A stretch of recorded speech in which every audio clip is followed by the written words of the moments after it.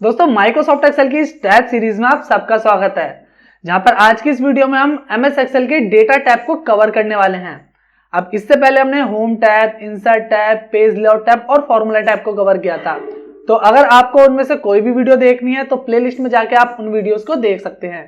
बात करें आज की इस वीडियो की, तो आज की इस वीडियो में हम डेटा टैब में जितनी भी चीजें हैं, जैसे कि आप कंप्यूटर स्क्रीन में देख सकते हैं, get and transform data, queries and connections, data type, sort and filter, data tools और फोरकास्ट, जितनी भी चीजें आपको यहाँ पे डेटा टैब में देखने को मिल रही हैं, इन सभी को हम आज की इस एक वीडियो में कवर करने वाले हैं।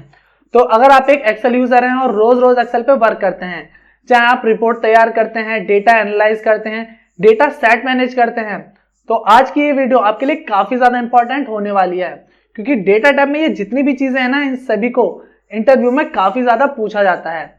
तो अगर आप इंटरव्यू की प्रिपरेशन कर रहे हैं तो ये वीडियो आपके लिए काफी ज्यादा इंपॉर्टेंट होने वाली है। तो मेक श्योर वीडियो को पूरा जरूर देखें, इसका कोई भी पार्ट मिस ना करें।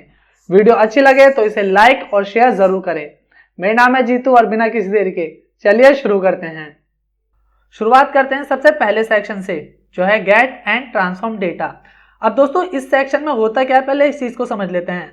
तो यहाँ पे इस सेक्शन में हम डेटा को गेट करते हैं और उसे अलग अलग तरीके से ट्रांसफॉर्म करते हैं। यही सारी चीजें हम इस सेक्शन में पढ़ने वाले हैं। अब यहाँ पे जो सबसे पहला ऑप्शन आता है वो आता है फ्रॉम टेक्स्ट और सीएसवी, यानी हम इसमें कोई भी अपनी टेक्स्ट फाइल को गेट करेंगे और उसके बाद उसे ट्रांसफॉर्म करेंगे।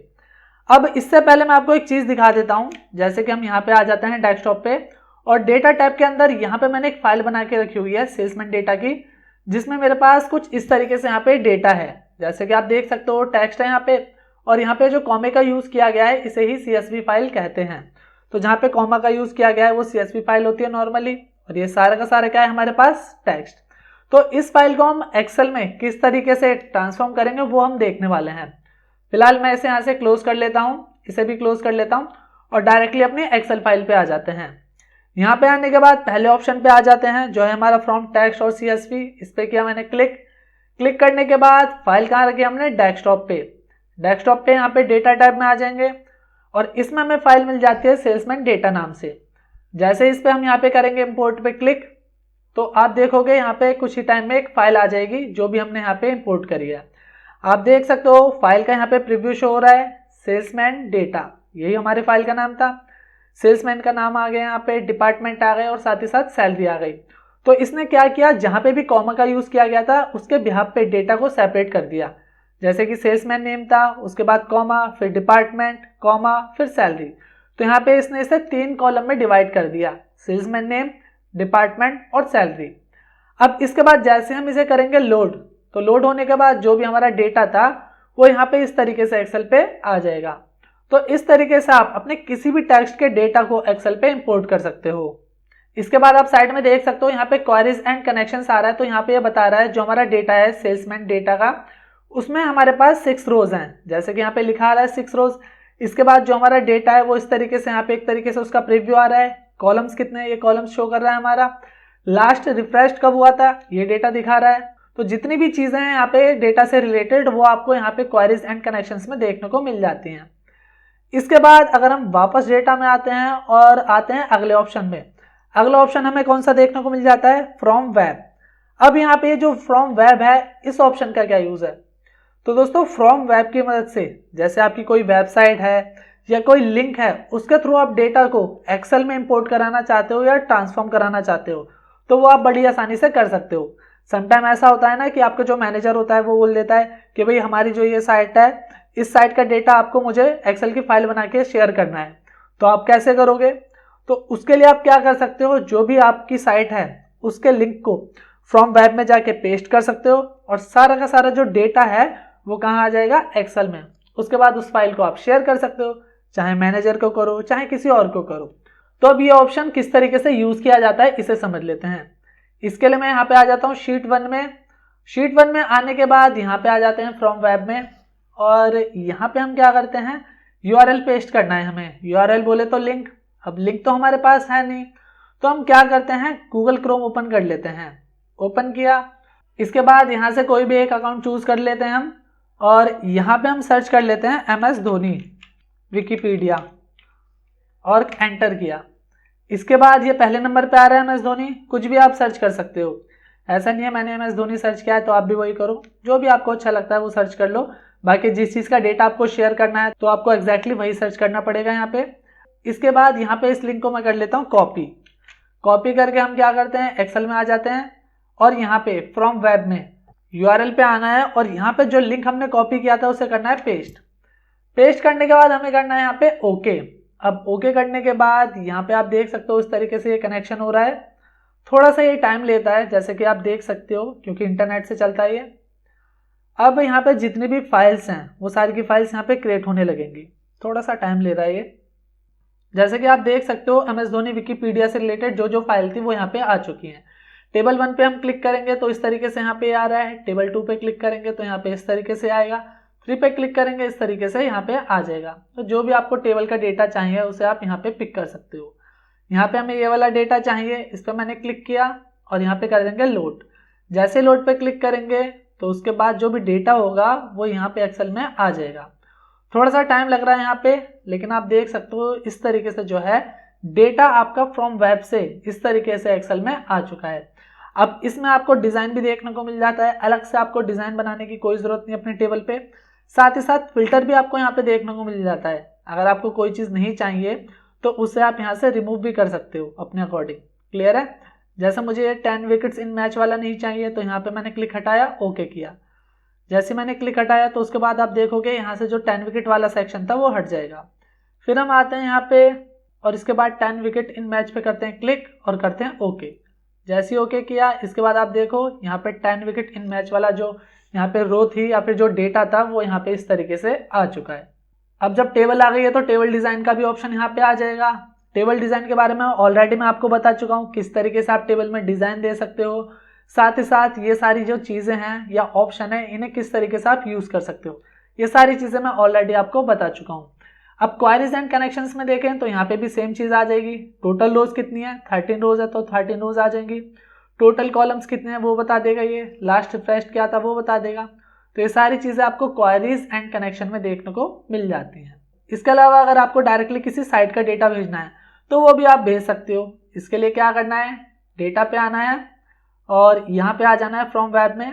फ्रॉम वेब में आने के बाद यहाँ पे जो भी आपकी साइट का नाम है, जैसे कि मैं अपनी साइट है उसका नाम दे देता हूँ यहाँ पे cricketkhabri.in, ये लिखा और ओके पे किया मैंने क्लिक। क्लिक करने के बाद ये यहाँ पे इस तरीके से फैच कर रहा है डेटा को। थोड़ा सा टाइम लग रहा है इसे, जैसा कि आप देख सकते हो। और अब मैं जैसे यहाँ पे कनेक्ट पे क्लिक करूंगा आप देख सकते हो यहाँ पे ये सारी चीजें आ रही हैं। अब कनेक्ट पे क्लिक करने के बाद ये कनेक्ट कर रहा है चीजों को। आप देख सकते हो जितनी भी फाइल्स हैं वो सारी की सारी यहाँ पे क्रिएट हो चुकी हैं। टेबल 1 पे क्लिक करोगे तो यहाँ पे इस तरीके से डेटा आ जाएगा। 2 पे क्लिक करोगे 2 का डेटा आ जाएगा। 3 पे क्लिक करोगे 3 का। 4 पे क्लिक करोगे 4 का। जितनी बड़ी साइट रहेगी उतना ज्यादा उसका डेटा यहाँ पे आपको शो हो जाएगा। तो फिलहाल ये हमारी साइट थी cricketkhabri.in, जिसका डेटा यहाँ पे इस तरीके से आ रहा है। अब इसे लोड करना चाहते हो तो यहाँ पे लोड पे क्लिक करके लोड कर सकते हो, वरना यहाँ से आके इसे क्लोज भी कर सकते हो। चाहे यहाँ से क्लोज करो चाहे नीचे से कैंसिल कर दो। क्लियर है? वापस आ जाते हैं हम एक्सेल में। अब एक्सेल में आने के बाद जब आप यहाँ पे आओगे क्वायरी में, टेबल डिजाइन के साइड में आ रहा है ना क्वायरी का ऑप्शन, इस पर क्लिक करोगे। ये क्वायरी का ऑप्शन तभी इनेबल होगा जब आप फ्रॉम वेब का यूज करके इस तरीके से डेटा को इसमें इंपोर्ट करोगे। तो यहाँ पे आपको बाकी काफी सारे ऑप्शन देखने को मिल जाते हैं क्वायरी में भी, मर्ज, डुप्लीकेट, रेफरेंस, ये चीजें देखने को मिल जाती हैं जिनके बारे में हम आगे देखेंगे। फिलहाल अभी हम वापस डेटा में आ जाते हैं और डेटा में आने के बाद यहाँ पे हमें जो अगला ऑप्शन देखने को मिल जाता है वो मिलता है फ्रॉम टेबल। यानी अगर हमें टेबल से या किसी रेंज से डेटा को लोड करना है, ट्रांसफॉर्म करना है, तो वो कैसे करेंगे। अब टेबल के लिए हमें अलग से तो कोई डेटा बनाने की नीड है नहीं। क्यों नहीं है? क्योंकि ऑलरेडी हमारे पास एक टेबल है, तो वही अलग से बनाने की क्या जरूरत है। तो यहाँ पे मैंने क्लिक किया और क्लिक करने के बाद यहाँ पे फ्रॉम टेबल पे करते हैं क्लिक। क्लिक करने के बाद जैसे हमने यहाँ पे इस पर क्लिक किया तो जो भी हमारा डेटा है वो इस तरीके से यहाँ पे एक नए विंडो में ओपन हो जाएगा। आप देख सकते हो जो भी हमारा डेटा था वो एक नई विंडो में आ चुका है। अब यहाँ पे आप देख सकते हो column 1, column 2, column 3, column 4, column 5, ये कॉलम आ रहे हैं। अब अगर आपके पास कोई भी एक्स्ट्रा कॉलम है या आप उसे डिलीट करना चाहते हो, कोई ब्लैंक कॉलम है, तो उसे आप कर सकते हो। जैसे कि यहाँ पे मैंने क्लिक किया, ये कॉलम मुझे रिमूव करना है, तो यहाँ पे आके रिमूव कॉलम पे मैंने क्लिक किया। जिसके बाद आप देख सकते हो कॉलम 4 जो था वो यहाँ से रिमूव हो चुका है। इसके बाद अगर आपको कोई रो रिमूव करनी है तो रिमूव रो के लिए आप यहाँ से आके रो को रिमूव कर सकते हो। रखना चाहते हो तो कीप रोज का यहाँ पे आप यूज कर सकते हो। अब यहाँ पे जो ऑप्शन खुला है ना, इसे हम बोलते हैं पावर क्वेरी एडिटर। क्या बोलते हैं? Power query editor.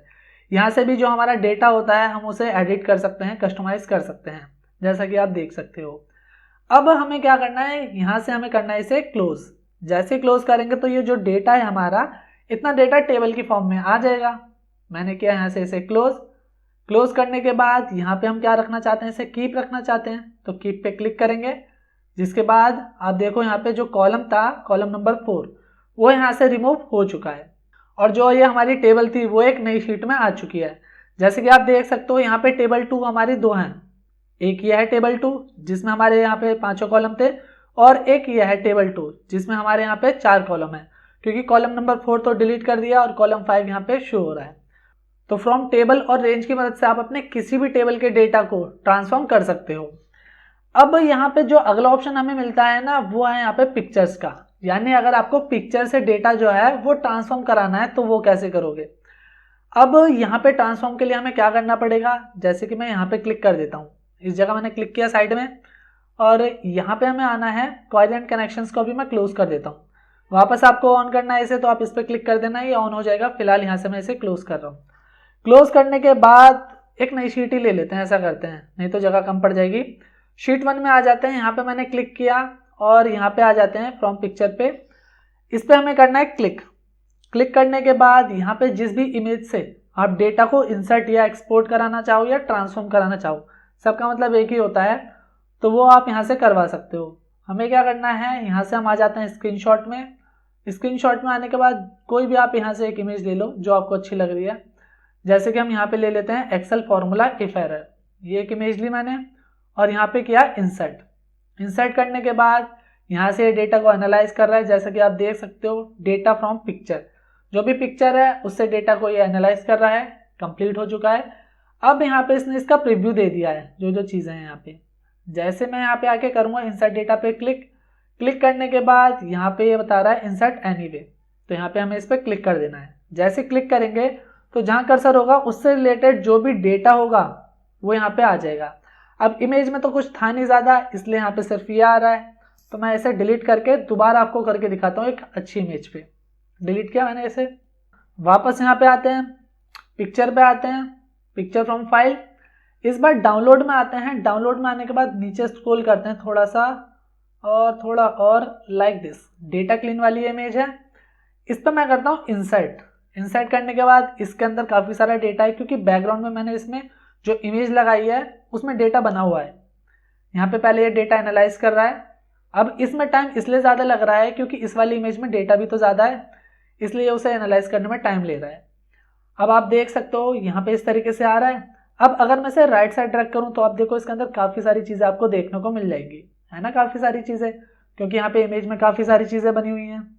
अब मैं करता हूँ इंसर्ट डेटा, और इंसर्ट डेटा करने के बाद हमें करना है इंसर्ट एनीवे। जैसे मैं इंसर्ट एनीवे पे करता हूँ क्लिक करने के बाद आप देख सकते हो जो भी डेटा था इमेज का वो यहाँ पे आ चुका है। देख सकते हो यहाँ पे order ID, order date, delivery date, customer ID, first name, तो ये सारी चीज़ें जो हैं वो आपको यहाँ पे देखने को मिल जाती हैं। आ रही है ना सारी चीज़ें। तो इस तरीके से अगर आप किसी भी इमेज का डेटा ट्रांसफॉर्म कराना चाहते हो तो वो भी आप बड़ी आसानी से यहाँ से करवा सकते हो। अब इसके बाद जो अगला ऑप्शन हमें यहाँ पे देखने को मिल जाता है वो है रिसेंट सोर्स। अब रिसेंट सोर्स का मतलब क्या है, तो जैसे इस पर हम करेंगे क्लिक करने के बाद यहाँ पे जो जो चीज़ें हमने सोर्स से ली थी, जैसे क्रिकेट खबरी साइट का नाम डाला था तो वो सोर्स है, वहाँ से हमने डेटा लिया था। इसके बाद यहाँ पे ये धोनी, विकिपीडिया, ये लिया था ना डेटा, तो ये आ जाएगा। सेल्समैन डेटा, ये भी हमने डेटा लिया था। तो जो भी हमने सोर्स से डेटा लिया है अलग से वो यहाँ पे आ जाएगा इस तरीके से। तो रिसेंट सोर्स बस यही शो करता है, जो भी रिसेंट हमने डेटा यूज़ किया है या लिंक वगैरह यूज़ किया है वो यहाँ पे आपको देखने को मिल जाता है। इसे मैं कर देता हूँ यहाँ से क्लोज। आप कनेक्ट करना चाहो दोबारा कनेक्ट कर सकते हो, क्लोज करना चाहो क्लोज कर सकते हो। मैं क्लोज कर देता हूँ इसे। इसके बाद यहाँ पे अगला ऑप्शन देखने को मिल जाता है एग्जिस्टिंग कनेक्शंस। अब ये एग्जिस्टिंग कनेक्शंस किस तरीके से वर्क करता है, तो दोस्तों एग्जिस्टिंग कनेक्शन की मदद से हम अपनी किसी दूसरी फाइल को यहाँ पे लिंक कर सकते हैं। और जब हम पहली वाली फाइल में चेंज करेंगे ना चीज़ें, तो दूसरी फाइल में भी जाके हम उसे चेंज कर सकते हैं। कैसे करेंगे ये चीज़ें उसे देखते हैं। तो फिलहाल यहाँ पे जो डेटा है मैं इसे कंट्रोल ए करके सबको डिलीट कर देता हूँ। कंट्रोल ए किया मैंने, यहाँ से डिलीट कर दिया, सारा यहाँ पे डिलीट हो चुका है जैसा कि आप देख सकते हो। इसके बाद यहाँ पे मैंने क्लिक किया, इस जगह पे आ जाते हैं, क्लिक करेंगे और एग्जिस्टिंग कनेक्शन में आके जो भी आप अपनी फाइल यहाँ पे लेना चाहते हो, तो मैं एक काम करता हूँ, ब्राउज फॉर मोर पे क्लिक करता हूँ। क्लिक करने के बाद आप अपनी कौन सी फाइल रखना चाहते हो, तो मेरे पास एक फाइल है जिसमें सेल्स का डेटा बना हुआ है। डेस्कटॉप पे आ जाते हैं, इंसर्ट टैब में आ जाते हैं और यह है पिवट टेबल। पिवट टेबल पे क्लिक करना है हमें और ओपन करना है। अब इसके अंदर जितनी भी फाइल्स होंगी वो सारी की सारी आपको यहाँ पे देखने को मिल जाएगी।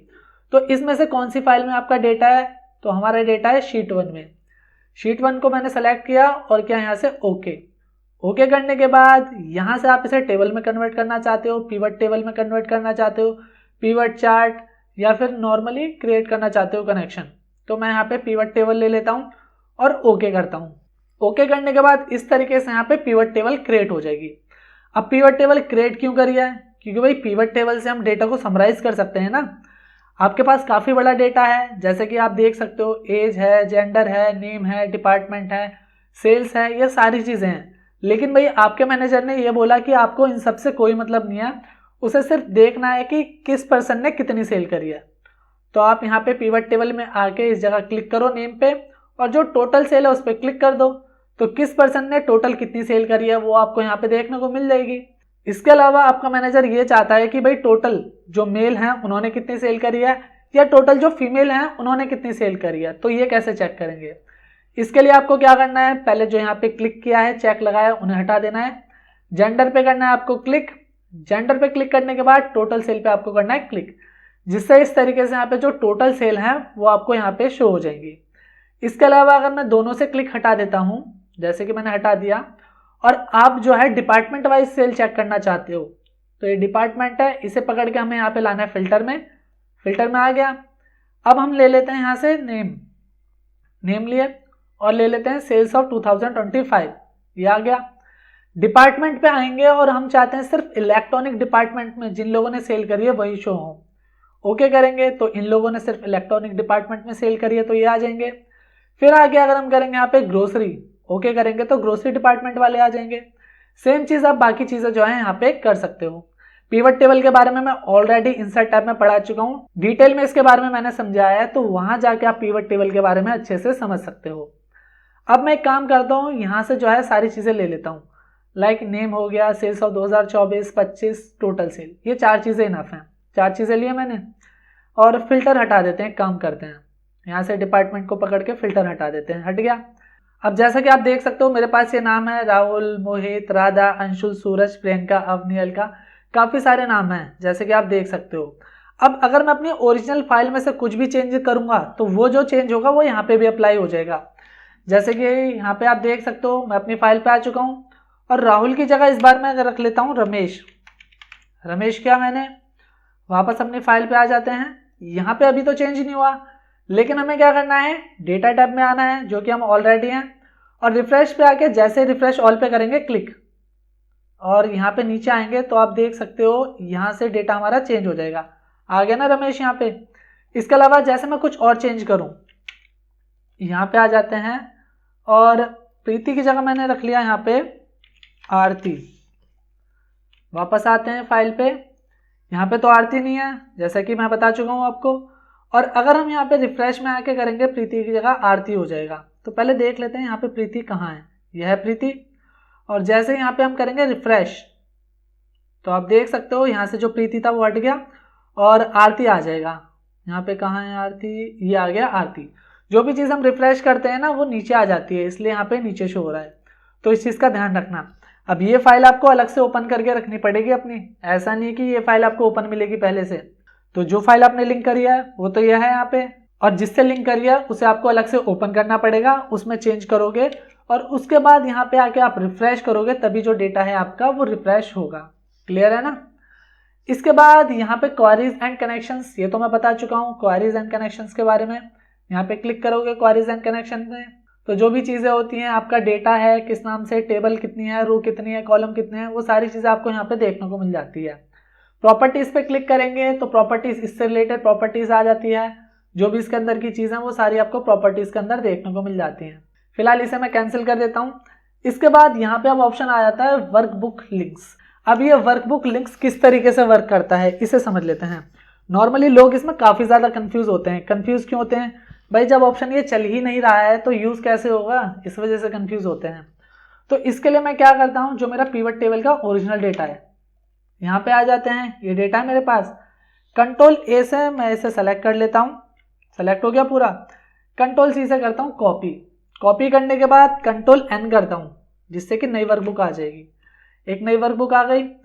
अब यहाँ पे कंट्रोल ऑल्ट और वी, इससे क्या होगा, पेस्ट स्पेशल खुल जाएगा, जैसा कि खुल चुका है यहाँ पे। और मैं यहाँ पे करता हूँ पेस्ट लिंक। क्या कर रहा हूँ, पेस्ट लिंक। अब यहाँ पे पेस्ट लिंक करने से होगा क्या, जैसे मैं पहले कर देता हूँ इसे। पेस्ट लिंक पे क्लिक किया मैंने, तो आप देखो जो भी डेटा है वो हमारा यहाँ पे पेस्ट हो चुका है। लेकिन यहाँ पे ये एज अ लिंक के फॉर्म में पेस्ट हुआ है। डेटा का फॉर्मेट कॉपी नहीं हुआ है, एज अ लिंक के फॉर्म में जो है वो यहाँ पे पेस्ट हुआ है। क्लियर। अब अगर मैं क्या करता हूँ, यहाँ पे ये जो डेटा है मेरा, स्केप करके मैंने सिलेक्शन हटाया, रमेश की जगह मैंने लिख दिया यहाँ पे किस्मत। और हम आते हैं दूसरे डेटा पे अपने, जो कि हमारा ये वाला कांग्या ये रहा। तो आप देख सकते हो यहाँ पे किस्मत आ चुका है। वापस हम क्या करते हैं, आ जाते हैं अपने दूसरे वाले डेटा पे जो ओरिजिनल है।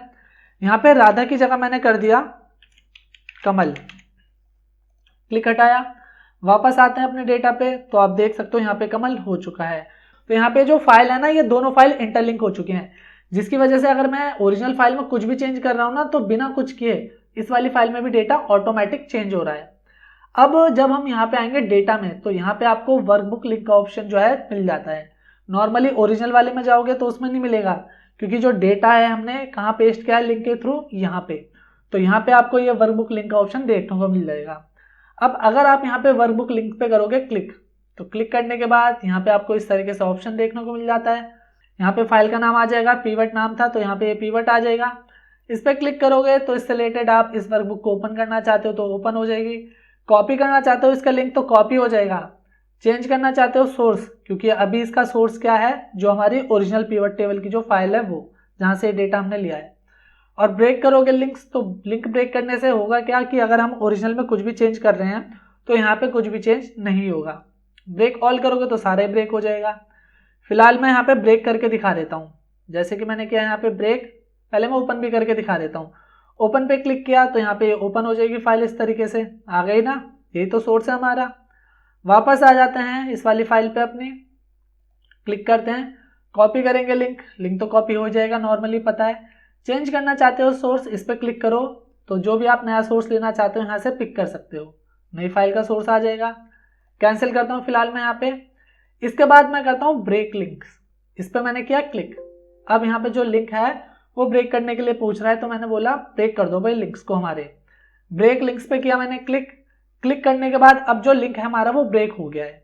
यानी अब अगर हम सोर्स में से कुछ भी चेंज करते हैं, यहाँ पे किस्मत लिखा है ना, किस्मत की जगह यहाँ पे मैंने लिख दिया अमित, और हम आते हैं वापस अपने दूसरी फाइल में, तो क्या यहाँ पे आ रहा है अमित? नहीं आ रहा ना, क्योंकि जो लिंक है वो हमने ब्रेक कर दिया है, जिसकी वजह से अब ये फाइल जो है लिंक नहीं है।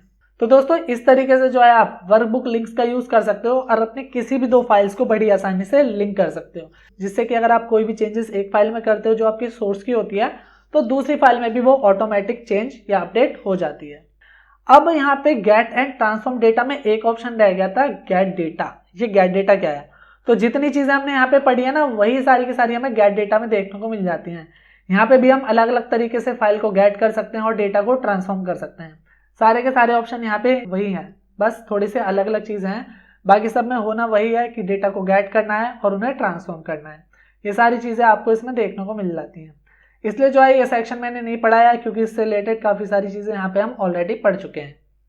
क्वायरीज एंड कनेक्शंस के बाद अब बात करते हैं डेटा टाइप्स की, कि आखिर ये डेटा टाइप होता क्या है, क्या करता है, किस तरीके से इसका यूज किया जाता है। तो इसके लिए मैंने ऑलरेडी एक नई वर्कबुक ले लिया और उस पर मैंने डेटा क्रिएट करके रख लिया है। यहाँ पे आप देख सकते हो, यहाँ पे मेरे पास कंट्री है और यहाँ पे एरिया और कैपिटल निकालना है हमें। तो इन कंट्री के बिहाफ पे हम एरिया और इनका कैपिटल को किस तरीके से यहाँ पे निकाल सकते हैं, वही चीज हम डेटा टाइप की मदद से करेंगे। तो यहाँ पे डेटा टैब में आ जाते हैं। डेटा टैब में आने के बाद हमें क्या करना है, जितनी ये कंट्रीज हैं इन्हें सेलेक्ट करना है। सेलेक्ट करने के बाद डेटा टैब में आपको आना है और यहाँ पे क्लिक करना है। इसके बाद हमें क्या चाहिए, एरिया। तो एरिया किससे रिलेटेड होता है, ज्योग्राफी से। तो यहाँ पे हमें इस पे ज्योग्राफी पे क्लिक करना है। क्लिक करने के बाद ये क्या करेगा, इस तरीके से जो डेटा होगा उसे लिंक कर देगा, यानी ये ऑनलाइन चीजों को लिंक कर देता है यहाँ से। तो ऑनलाइन इसने चीजें लिंक कर दी। इसके बाद हमें यहाँ पे आना है, ये प्लस का साइन देख रहे हो आप, इसके ऊपर आपको लेफ्ट क्लिक करना है। देन हमें क्या चाहिए यहाँ से, एरिया। तो जैसे एरिया पे हम क्लिक करेंगे तो आप देखोगे कि जो जो एरिया इनका वो यहाँ पे इस तरीके से आ जाएगा। अब ये हैश इसलिए आ रहा है क्योंकि यहाँ पे स्पेस कम है। तो डबल लेफ्ट क्लिक करेंगे, जिसके बाद इंडिया का जो भी एरिया है वो सारा का सारा यहाँ पे इस तरीके से आ जाएगा। इसके अलावा इसके अंदर आपको काफी सारी चीजें देखने को मिल जाती हैं। जैसे कि दोबारा मैं इसे सेलेक्ट करूं, यहाँ पे आऊं तो इसके अंदर आप देख सकते हो काफी सारी चीजें हैं, है ना यहाँ पे। इसके बाद हम निकालना चाहते हैं कैपिटल। ये जो कंट्री हैं इनकी कैपिटल निकालना चाहते हैं हम। तो कैपिटल के लिए यहाँ पे ये ऑप्शन है। जैसे हम इस पे क्लिक करेंगे तो आप देख सकते हो जो भी इन कंट्री की कैपिटल है वो यहाँ पे इस तरीके से आ जाएगी।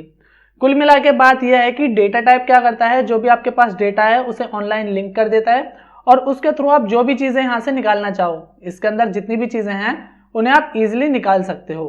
ठीक है, इसके बाद बात करते हैं यहाँ पे अगले सेक्शन की, जो है शॉर्ट एंड फिल्टर। अब ये शॉर्ट एंड फिल्टर कैसे वर्क करता है, तो इसके बारे में मैं ऑलरेडी आपको बता चुका हूँ। जब हमने होम टैब पढ़ा था तो यहाँ पे पढ़ा था ना ये शॉर्ट एंड फिल्टर, तो वहाँ पे ये चीजें मैंने बता दी थी। फिलहाल यहाँ पे डेटा टैब में रिपीट हो रहा है तो मैं एक बार आपको इसे रिपीट कर देता हूँ। इसके लिए एक दूसरी वर्कशीट पे आ जाते हैं। यहाँ पे मैंने ऑलरेडी एक डेटा क्रिएट करके रखा हुआ है, जिसमें हमारे पास सेल्समैन नेम, प्रोडक्ट, डिपार्टमेंट और सेल्स, ये चारों चीजें हैं। अब यहाँ से मैं सेल्स को जो है असेंडिंग टू डिसेंडिंग या डिसेंडिंग टू असेंडिंग ऑर्डर में करना चाहता हूँ। तो इसके लिए मुझे क्या करना है, सेल को सेलेक्ट करना है। यहाँ से मैंने सेल को इस तरीके से सेलेक्ट किया, जितनी भी हमारी सेल है। इसके बाद यहाँ पे आ जाओ, A to Z लिखा है ना यहाँ पे, यानी असेंडिंग टू डिसेंडिंग।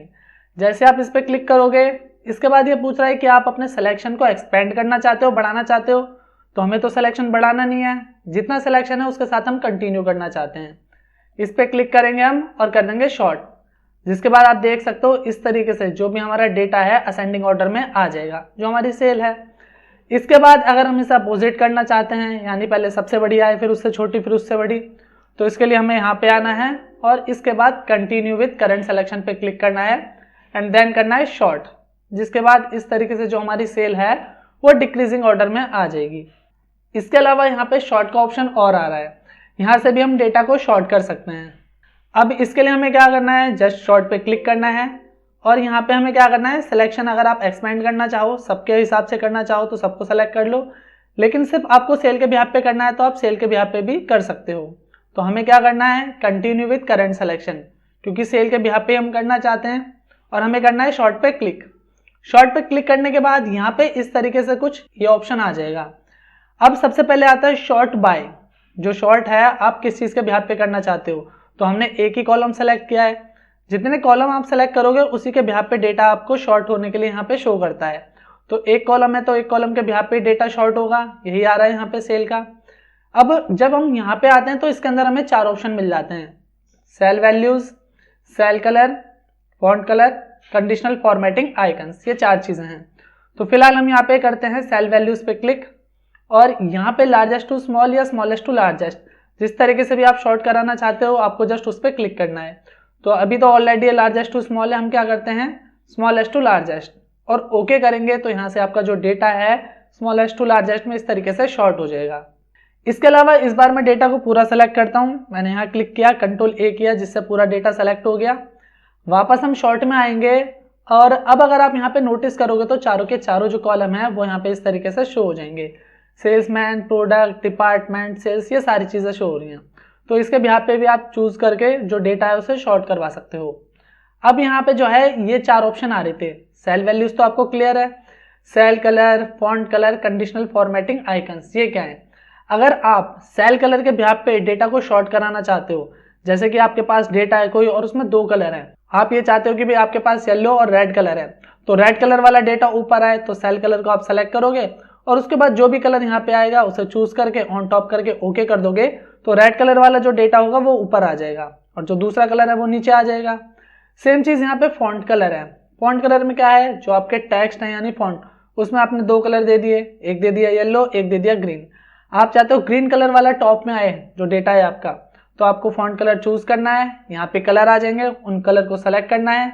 ग्रीन वाला रखना चाहते हो, ग्रीन को सेलेक्ट करो, ऑन टॉप है, ओके करोगे तो ग्रीन कलर वाला जो डेटा है वो आपको ऊपर शॉर्ट होके आ जाएगा। इसके अलावा फिर यहाँ पे आता है कंडीशनल फॉर्मेटिंग आइकन्स। अगर आप कंडीशनल फॉर्मेटिंग के बिहाफ पे अपने डेटा को शॉर्ट करना चाहते हो तो वो आप यहाँ से कर सकते हो। जैसे आपने यहाँ पे आइकन लगा दिए, अलग अलग टाइप के आइकन हैं, तो आप जिस भी आइकन के बिहाफ पे डेटा को टॉप में रखना चाहते हो वो आप यहाँ से कर सकते हो। सिंपल सा है ये, ठीक है। मैं यहाँ से इसे कैंसिल कर देता हूँ क्योंकि शॉर्ट पढ़ चुके हैं। ये थोड़ा सा शॉर्ट किस तरीके से यूज होता है वो मैंने आपको बता दिया है, इसे करके देखना। अगर ना समझ आए तो कमेंट कर देना, मैं इसके ऊपर भी एक वीडियो अलग से बना दूंगा। वैसे तो सिंपल सा ही आप कर लोगे इसे। हम करते हैं यहाँ से इसे कैंसिल। कैंसिल करने के बाद यहाँ पे आपको ऑप्शन मिल जाता है फिल्टर का। अब ये फिल्टर किस तरीके से वर्क करता है, तो फिल्टर के बारे में भी ऑलरेडी हम पढ़ चुके हैं।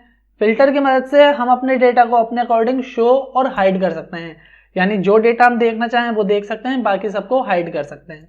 अब इसके लिए भी मैंने डेटा को सेलेक्ट किया कंट्रोल ए से, एंड यहाँ पे आते हैं फिल्टर पे। फिल्टर पे क्लिक करने के बाद आप देख सकते हो सब पे फिल्टर बटन अप्लाई हो चुका है। और हम यहाँ पे आते हैं सेल्समैन पे, इस पर मैंने क्लिक किया, सेलेक्ट ऑल से क्लिक हटाया और मुझे किसका डेटा देखना है, सिर्फ अवनी का। अवनी पे क्लिक करके ओके किया तो यहाँ पे सिर्फ अवनी का डेटा आ जाएगा। आपको फिल्टर हटाना है तो फिल्टर हटाने के लिए यहाँ पे क्लियर का ऑप्शन दिया गया है, आप इस पे क्लिक कर दो, फिल्टर हट जाएगा। इसके अलावा अगर आपको डिपार्टमेंट के बिहाफ पे डेटा शॉर्ट करके चेक करना है, जैसे कि आप सिर्फ इलेक्ट्रॉनिक डिपार्टमेंट का डेटा देखना चाहते हो, तो यहाँ पे क्लिक करो और यहाँ से गारमेंट से क्लिक हटा दो, इलेक्ट्रॉनिक्स है, ओके किया तो सिर्फ यहाँ पे इलेक्ट्रॉनिक वाला जो डेटा है वो इस तरीके से यहाँ पे आ जाएगा। अब नॉर्मल करना है, नॉर्मल के लिए यहाँ पे आओ, लेफ्ट क्लिक करो, यहाँ से भी आप क्लियर फिल्टर फ्रॉम डिपार्टमेंट कर सकते हो या फिर यहाँ से भी क्लियर कर सकते हो, विषय आपकी जैसे करना चाहो। यहाँ से क्लियर करोगे तो यहाँ से भी ये फिल्टर जो है रिमूव हो जाएगा और डेटा आपका नॉर्मल आ जाएगा, सारा डेटा जो है। अब आपका मैनेजर या सीनियर आपसे ये बोल रहा है कि उसको सिर्फ गारमेंट्स डिपार्टमेंट की जो सेल है, प्रोडक्ट है या फिर जो सेल्समैन है वही चाहिए, बाकी इलेक्ट्रॉनिक डिपार्टमेंट वाला नहीं चाहिए, और ये उसे सारा का सारा डेटा एक दूसरी लोकेशन पे या दूसरी शीट पे चाहिए। तो आप क्या करोगे, सबसे पहले तो यहाँ पे फिल्टर लगाओगे डिपार्टमेंट पे। यहाँ पे आके डिपार्टमेंट पे हमने फिल्टर लगाया, गारमेंट का चाहिए तो गारमेंट पे लगा रहने देंगे, ओके करेंगे, ये आया। फिर इसे कॉपी करोगे, फिर दूसरी जगह इसे पेस्ट करोगे, तब जाके ये डेटा जो है दूसरी जगह फिल्टर होके आएगा। तो ये टाइम टेकन प्रोसेस है। इससे अच्छा हम यहाँ पे एक एडवांस फिल्टर का यूज करेंगे, जिसकी मदद से हम डेटा को बड़ी आसानी से फिल्टर कर सकते हैं और दूसरी जगह बड़ी आसानी से पेस्ट कर सकते हैं। करेंगे कैसे, इसे देख लेते हैं। सबसे पहले यहाँ से मैं इसे क्लियर कर लेता हूँ, फिल्टर को क्लियर हो गया। इसके बाद फिल्टर यहाँ से रिमूव कर लेता हूँ, तो यहाँ पे फिल्टर पे मैंने क्लिक किया जिससे कि फिल्टर यहाँ से रिमूव हो चुका है। इसके बाद क्या करना है, एडवांस पे हमें करना है क्लिक। एडवांस पे क्लिक किया। अब क्लिक करने के बाद यहाँ पे आप देखो लिस्ट रेंज आ रहा है ना लिखा हुआ, तो लिस्ट रेंज में क्या करना है आपको, ये जो पूरा डेटा है इसे सेलेक्ट करना है जो कि ऑलरेडी सेलेक्ट है। क्राइटेरिया रेंज, क्राइटेरिया रेंज में क्या आएगा, जो हमारा क्राइटेरिया है। डिपार्टमेंट हो गया और डिपार्टमेंट में क्या देखना है हमें, सिर्फ गवर्नमेंट वाला डिपार्टमेंट, तो गवर्नमेंट वाला डिपार्टमेंट यहाँ पे है। इन दोनों को सेलेक्ट किया, इसलिए मैंने अलग इन्हें लिख के रखा हुआ है। तो यहाँ पे हमें क्या करना है, इन दोनों को सेलेक्ट करना है जो कि यहाँ पे ये है। इसके बाद यहाँ पे करना है हमें कॉपी टू अनदर लोकेशन, दूसरी लोकेशन पे हमें क्या करना है, इसे कॉपी करना है। तो यहाँ पे क्लिक करना है। क्लिक करने के बाद जहाँ भी आप इसे रखना चाहते हो, तो मैंने यहाँ पे क्लिक कर दिया, जैसे इस पे क्लिक किया एंड देन यहाँ पे क्लिक कर दिया। अब जैसे ही मैं यहाँ पे करूँगा ओके, ओके करने के बाद आप देख सकते हो गारमेंट्स डिपार्टमेंट के जो भी यहाँ पे सेल्समैन थे, प्रोडक्ट थे और सेल्स हैं, वो सारे के सारे इस तरीके से आ जाएंगे। तो इस तरीके से आप बड़ी आसानी से एडवांस फिल्टर का यूज कर सकते हो। और अगर आप किसी एक डिपार्टमेंट के बिहाफ पे डेटा को फिल्टर करके पेस्ट करना चाहते हो तो बड़ी आसानी से कर सकते हो। इससे आपका टाइम भी बच जाएगा, बार बार अगर आप फिल्टर लगा के पेस्ट करोगे दूसरी जगह तो उसमें टाइम जाएगा, लेकिन इससे आप बड़ी आसानी से अपने डेटा को फिल्टर कर सकते हो और दूसरी शीट पे या दूसरी लोकेशन पे पेस्ट कर सकते हो। इसके बाद बात करते हैं अगले ऑप्शन की, जो है टेक्स्ट टू कॉलम्स। अब दोस्तों टेक्स्ट टू कॉलम की मदद से आप अपने टेक्स्ट को कॉलम्स में कन्वर्ट कर सकते हो। शायद अभी आपको इसका मतलब समझ नहीं आया होगा, इसका मतलब मैं आपको अभी समझा देता हूँ। अब सबसे पहले मैं क्या करता हूँ, यहाँ से डेटा टाइप वाले एक फाइल में हमारा डेटा है सेल्समैन डेटा, जैसे कि आप देख सकते हो यहाँ पे सेल्समैन नेम, डिपार्टमेंट, सैलरी, ये सारी चीज़ें हैं। मैं इसे यहाँ से कॉपी कर लेता हूँ और कॉपी करने के बाद इसे रख लेते हैं अपनी इस वाली फाइल में। यानी वर्कशीट में यहाँ पे आ गया। अब एक चीज आप नोटिस करो, जितना भी ये डेटा है सारा का सारा ए वाले कॉलम में है, लेकिन मैं ये चाहता हूं कि भाई सेल्समैन नेम जो है वो ए कॉलम में रहे, डिपार्टमेंट बी कॉलम में और सैलरी सी कॉलम में। इस तरीके से हमारा डेटा है। तो अब यहाँ पे ये जो डेटा है इसे किस तरीके से हम कॉलम में कन्वर्ट करें कि ये सेपरेट होके आ जाए। नॉर्मली एक एक करके करेंगे तो बहुत टाइम जाएगा। फिलहाल ये छोटा सा डेटा है, इसे तो आप कर लोगे जल्दी, लेकिन आपके पास 500 लोगों का डेटा है, 600 का है, 1000 का है, तो भाई साहब आपको पूरा दिन लग जाएगा इसमें। इसके लिए क्या करना है, आपको सिंपली डेटा को सेलेक्ट करना है। सारा का सारा डेटा हमारे ए कॉलम में है, इसे सेलेक्ट किया। टेक्स्ट टू कॉलम्स में आना है। टेक्स्ट टू कॉलम्स में आने के बाद यहाँ पे आपको करना है नेक्स्ट पे क्लिक। जैसे नेक्स्ट पे क्लिक करोगे तो यहाँ पे ये पूछेगा कि जो आपका डेटा है वो किस बिहाफ पे सेपरेट है, tab, semicolon, comma, space, other. तो हमारा जो डेटा है वो कॉमा के बिहाफ पे सेपरेट है। कॉमा के बिहाफ पे सेपरेट है ना, क्योंकि कॉमा का यूज किया गया है। तो हमने कॉमा चूज किया, जिसके बाद आप देख सकते हो जो आपका डेटा है ना उसका प्रीव्यू कुछ इस तरीके से आएगा। सेल्समैन नेम, डिपार्टमेंट, सैलरी, इस तरीके से आ रही है। आपको करना है नेक्स्ट पे क्लिक। क्लिक करने के बाद ये दिखा देगा प्रीव्यू इस तरीके से दोबारा इसका, और आपको करना है यहाँ पे फिनिश पे क्लिक। जैसे आप फिनिश पे क्लिक करोगे तो आपका डेटा जो है इस तरीके से यहाँ पे मैनेज होके आ जाएगा। आप देख सकते हो एक कॉलम में आपका सिर्फ सेल्समैन नेम है, दूसरे में सिर्फ डिपार्टमेंट है और तीसरे में क्या है, सिर्फ सैलरी। तो इस तरीके से आप बड़ी आसानी से जो आपका टेक्स्ट है उसे कॉलम में कन्वर्ट कर सकते हो और अपने टाइम को वेस्ट होने से बचा सकते हो। इसके बाद चलते हैं अगले ऑप्शन की तरफ, जो है फ्लैश फिल। अब दोस्तों फ्लैश फिल के बारे में लोगों को अच्छे से पता नहीं होता है, जिसकी वजह से लोग इसे जो है अंडर एस्टिमेट कर देते हैं। Don't underestimate the power of flash fill, याद रखना, क्योंकि इससे काफी अच्छी चीजें आप बड़ी आसानी से कर सकते हो। तो हम क्या करते हैं, यहाँ पे एक फाइल पे आ जाते हैं। अब यहाँ पे एक नंबर है फॉर्मेट स्क्वायर, यहाँ पे फॉर्मेट और स्क्वायर वाले जो सेक्शन है वो मैंने ब्लैंक छोड़ा हुआ है।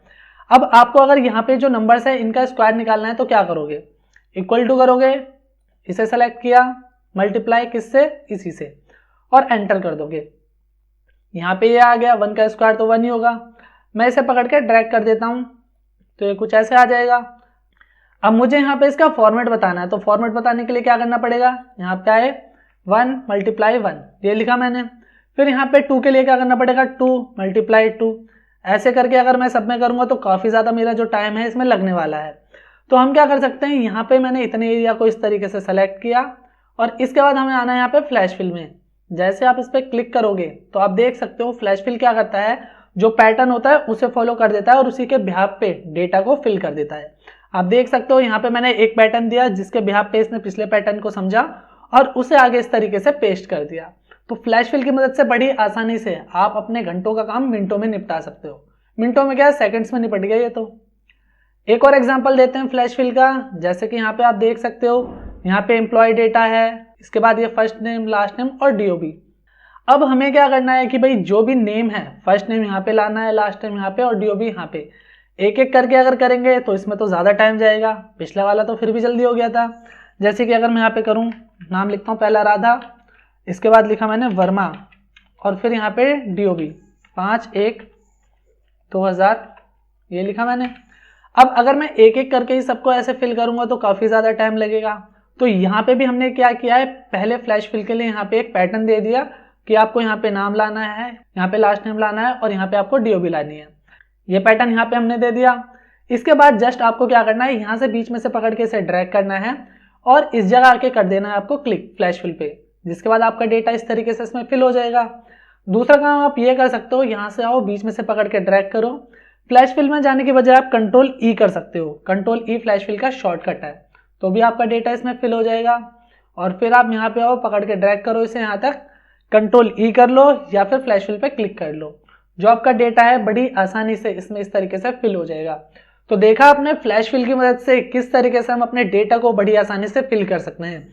सिंपल सी बात है, जो आप पैटर्न दोगे उसी पैटर्न को ये फॉलो करेगा और आपके डेटा को फिल करेगा। फ्लैश फिल के बाद अगला ऑप्शन यहाँ पे आपको देखने को मिल जाता है रिमूव डुप्लीकेट्स। अब ये रिमूव डुप्लीकेट्स क्या करता है, जैसा नाम वैसा काम, यानी ये जो डुप्लीकेट्स वैल्यू होती है उन्हें रिमूव करता है। अब यहाँ पे हमारे पास डेटा है सेल्समैन नेम, प्रोडक्ट, डिपार्टमेंट और सेल्स। यहाँ पे मैंने कुछ लोगों का नाम जो है वो रिपीट कर लिया है। जैसे कि आप देख सकते हो यहाँ पे अवनी लहंगा 22,000 है, यहाँ पे सेम चीज यहाँ पे है, अवनी लहंगा गारमेंट 22,000। यहाँ पे विनीत है, विनीत टी शर्ट 6,000। आप देखो नीचे यहाँ पे विनीत है, ये रहा। एक एक करके चेक कर रहे हैं। इस तक हम क्या करते हैं, इसे सेलेक्ट करते हैं। पहले सेलेक्ट किया, सेलेक्ट करने के बाद होम पे आएंगे, कंडीशनल फॉर्मेटिंग पे आ जाएंगे, हाईलाइट सेल रूल में आके डुप्लीकेट वैल्यू पे करते हैं क्लिक। जो भी डुप्लीकेट वैल्यू है वो आपको यहाँ पे दिख जाएगी। अवनी यहाँ पे है, अवनी यहाँ पे भी है, विनीत यहाँ पे है, यहाँ पे भी है, मोहित यहाँ पे है, मोहित यहाँ पे भी है। हो रहा है ना शो। फिलहाल मैं इसे कैंसिल कर देता हूँ, आगे की चीजें तो ये शो नहीं कर रहा है, मैं इसे कैंसिल कर देता हूँ। कैंसिल करने के बाद आपको करना क्या है, डेटा टैब में आ जाना है। डेटा टैब में आने के बाद यहाँ पे आपको रिमूव डुप्लीकेट्स पे क्लिक करना है, जिससे कि ऑटोमेटिक पूरा डेटा सेलेक्ट हो जाएगा। आपको डेटा सेलेक्ट करने की भी नीड नहीं है। अब इनमें से आप किस कॉलम के बिहाफ पे डुप्लीकेट वैल्यू चेक कर रहे हो, तो भाई हम चारों कॉलम के बिहाफ पे डुप्लीकेट वैल्यू चेक कर रहे हैं। यानी सेल्समैन में भी सेम वैल्यू हो, प्रोडक्ट में भी सेम हो, डिपार्टमेंट में भी सेम हो और सेल्स में भी सेम हो। अगर चारों कॉलम में वैल्यू एक जैसी हैं तो वहां से वो रिमूव हो जाए। यहाँ पे क्या हमने ओके करने के बाद ये बता रहा है 3 duplicate value found and remove, यानी जो 3 डुप्लीकेट वैल्यू थी वो रिमूव कर दी गई हैं और जो 12 यूनिक वैल्यू थी वो रिमेन सेम टू सेम वैसे ही हैं। यहाँ पे किया मैंने ओके, जिसके बाद आप देख सकते हो यहाँ पे मोहित का डेटा था, विनीत का डेटा था और अवनी का डेटा था जो डुप्लीकेट था, वो यहाँ पे इस तरीके से रिमूव हो चुका है। तो रिमूव डुप्लीकेट की मदद से आप जो है अपने डेटा में डुप्लीकेट वैल्यू रिमूव कर सकते हो। समटाइम ऐसा होता है ना, काम करते टाइम यार डेटा जो है फिल हो जाता है 2-2 बार, तो उसके लिए आप जो है रिमूव डुप्लीकेट्स का यूज कर सकते हो और चेक कर सकते हो। अगर आपकी कोई डुप्लीकेट वैल्यू होगी तो वो यहाँ से रिमूव हो जाएगी। इसके बाद चलते हैं अगले ऑप्शन की तरफ। अगले ऑप्शन की बात करें तो अगला ऑप्शन यहाँ पे हमें देखने को मिल जाता है डेटा वैलिडेशन। डेटा वैलिडेशन पे हम आ जाते हैं तो यहाँ पे मैंने ऑलरेडी डेटा बना के रखा हुआ है। टाइटल है, नेम है, एज है, सैलरी है, कॉन्टैक्ट नंबर है। अब डेटा वैलिडेशन का पहले मैं आपको मतलब समझा देता हूँ क्या इसका यूज किया जाता है। तो डेटा वैलिडेशन की मदद से हम अपने अकॉर्डिंग डेटा को फिल कर सकते हैं। ठीक है, फिल्टर में हम क्या करते थे, डेटा को अपने अकॉर्डिंग शो हाइड करते थे और डेटा वैलिडेशन में हम अपने अकॉर्डिंग डेटा को फिल कर सकते हैं। कैसे, यहाँ पे देखते हैं अब कैसे। जैसे कि सबसे पहले यहाँ पे बात कर लेते हैं, टाइटल है मिस, मिस्टर, मिसेस। तो यहाँ पे जो है मैंने एक ड्रॉप डाउन क्रिएट करके रखा हुआ है। यहाँ पे मैं क्लिक कर रहा हूँ तो मेरे पास सारे ऑप्शन आ रहे हैं, मिस्टर, मिस, मिसेस। जो भी यहाँ से मैं फिल करना चाहूँ मुझे टाइप करने की जरूरत नहीं है, सिंपली मैं उस पर क्लिक करूंगा तो वो यहाँ पे आ जाएगा। इसके बाद यहाँ पे एज की बात कर लेते हैं। तो एज जो है, एज पे हमने डेटा वैलिडेशन अप्लाई किया हुआ है। क्या डेटा वैलिडेशन अप्लाई किया हुआ है कि जो एज है वो मिनिमम कितनी हो 18 और मैक्सिमम कितनी हो 60 साल। क्योंकि भाई जो जॉब के लिए क्राइटेरिया चाहिए होता है उसमें जो एज होती है वो मिनिमम 18 होनी चाहिए और मैक्सिमम कितनी होनी चाहिए 60। अगर मैं यहाँ पे करता हूँ 17, एंटर किया तो यहाँ पे इस तरीके से एरर शो कर रहा है।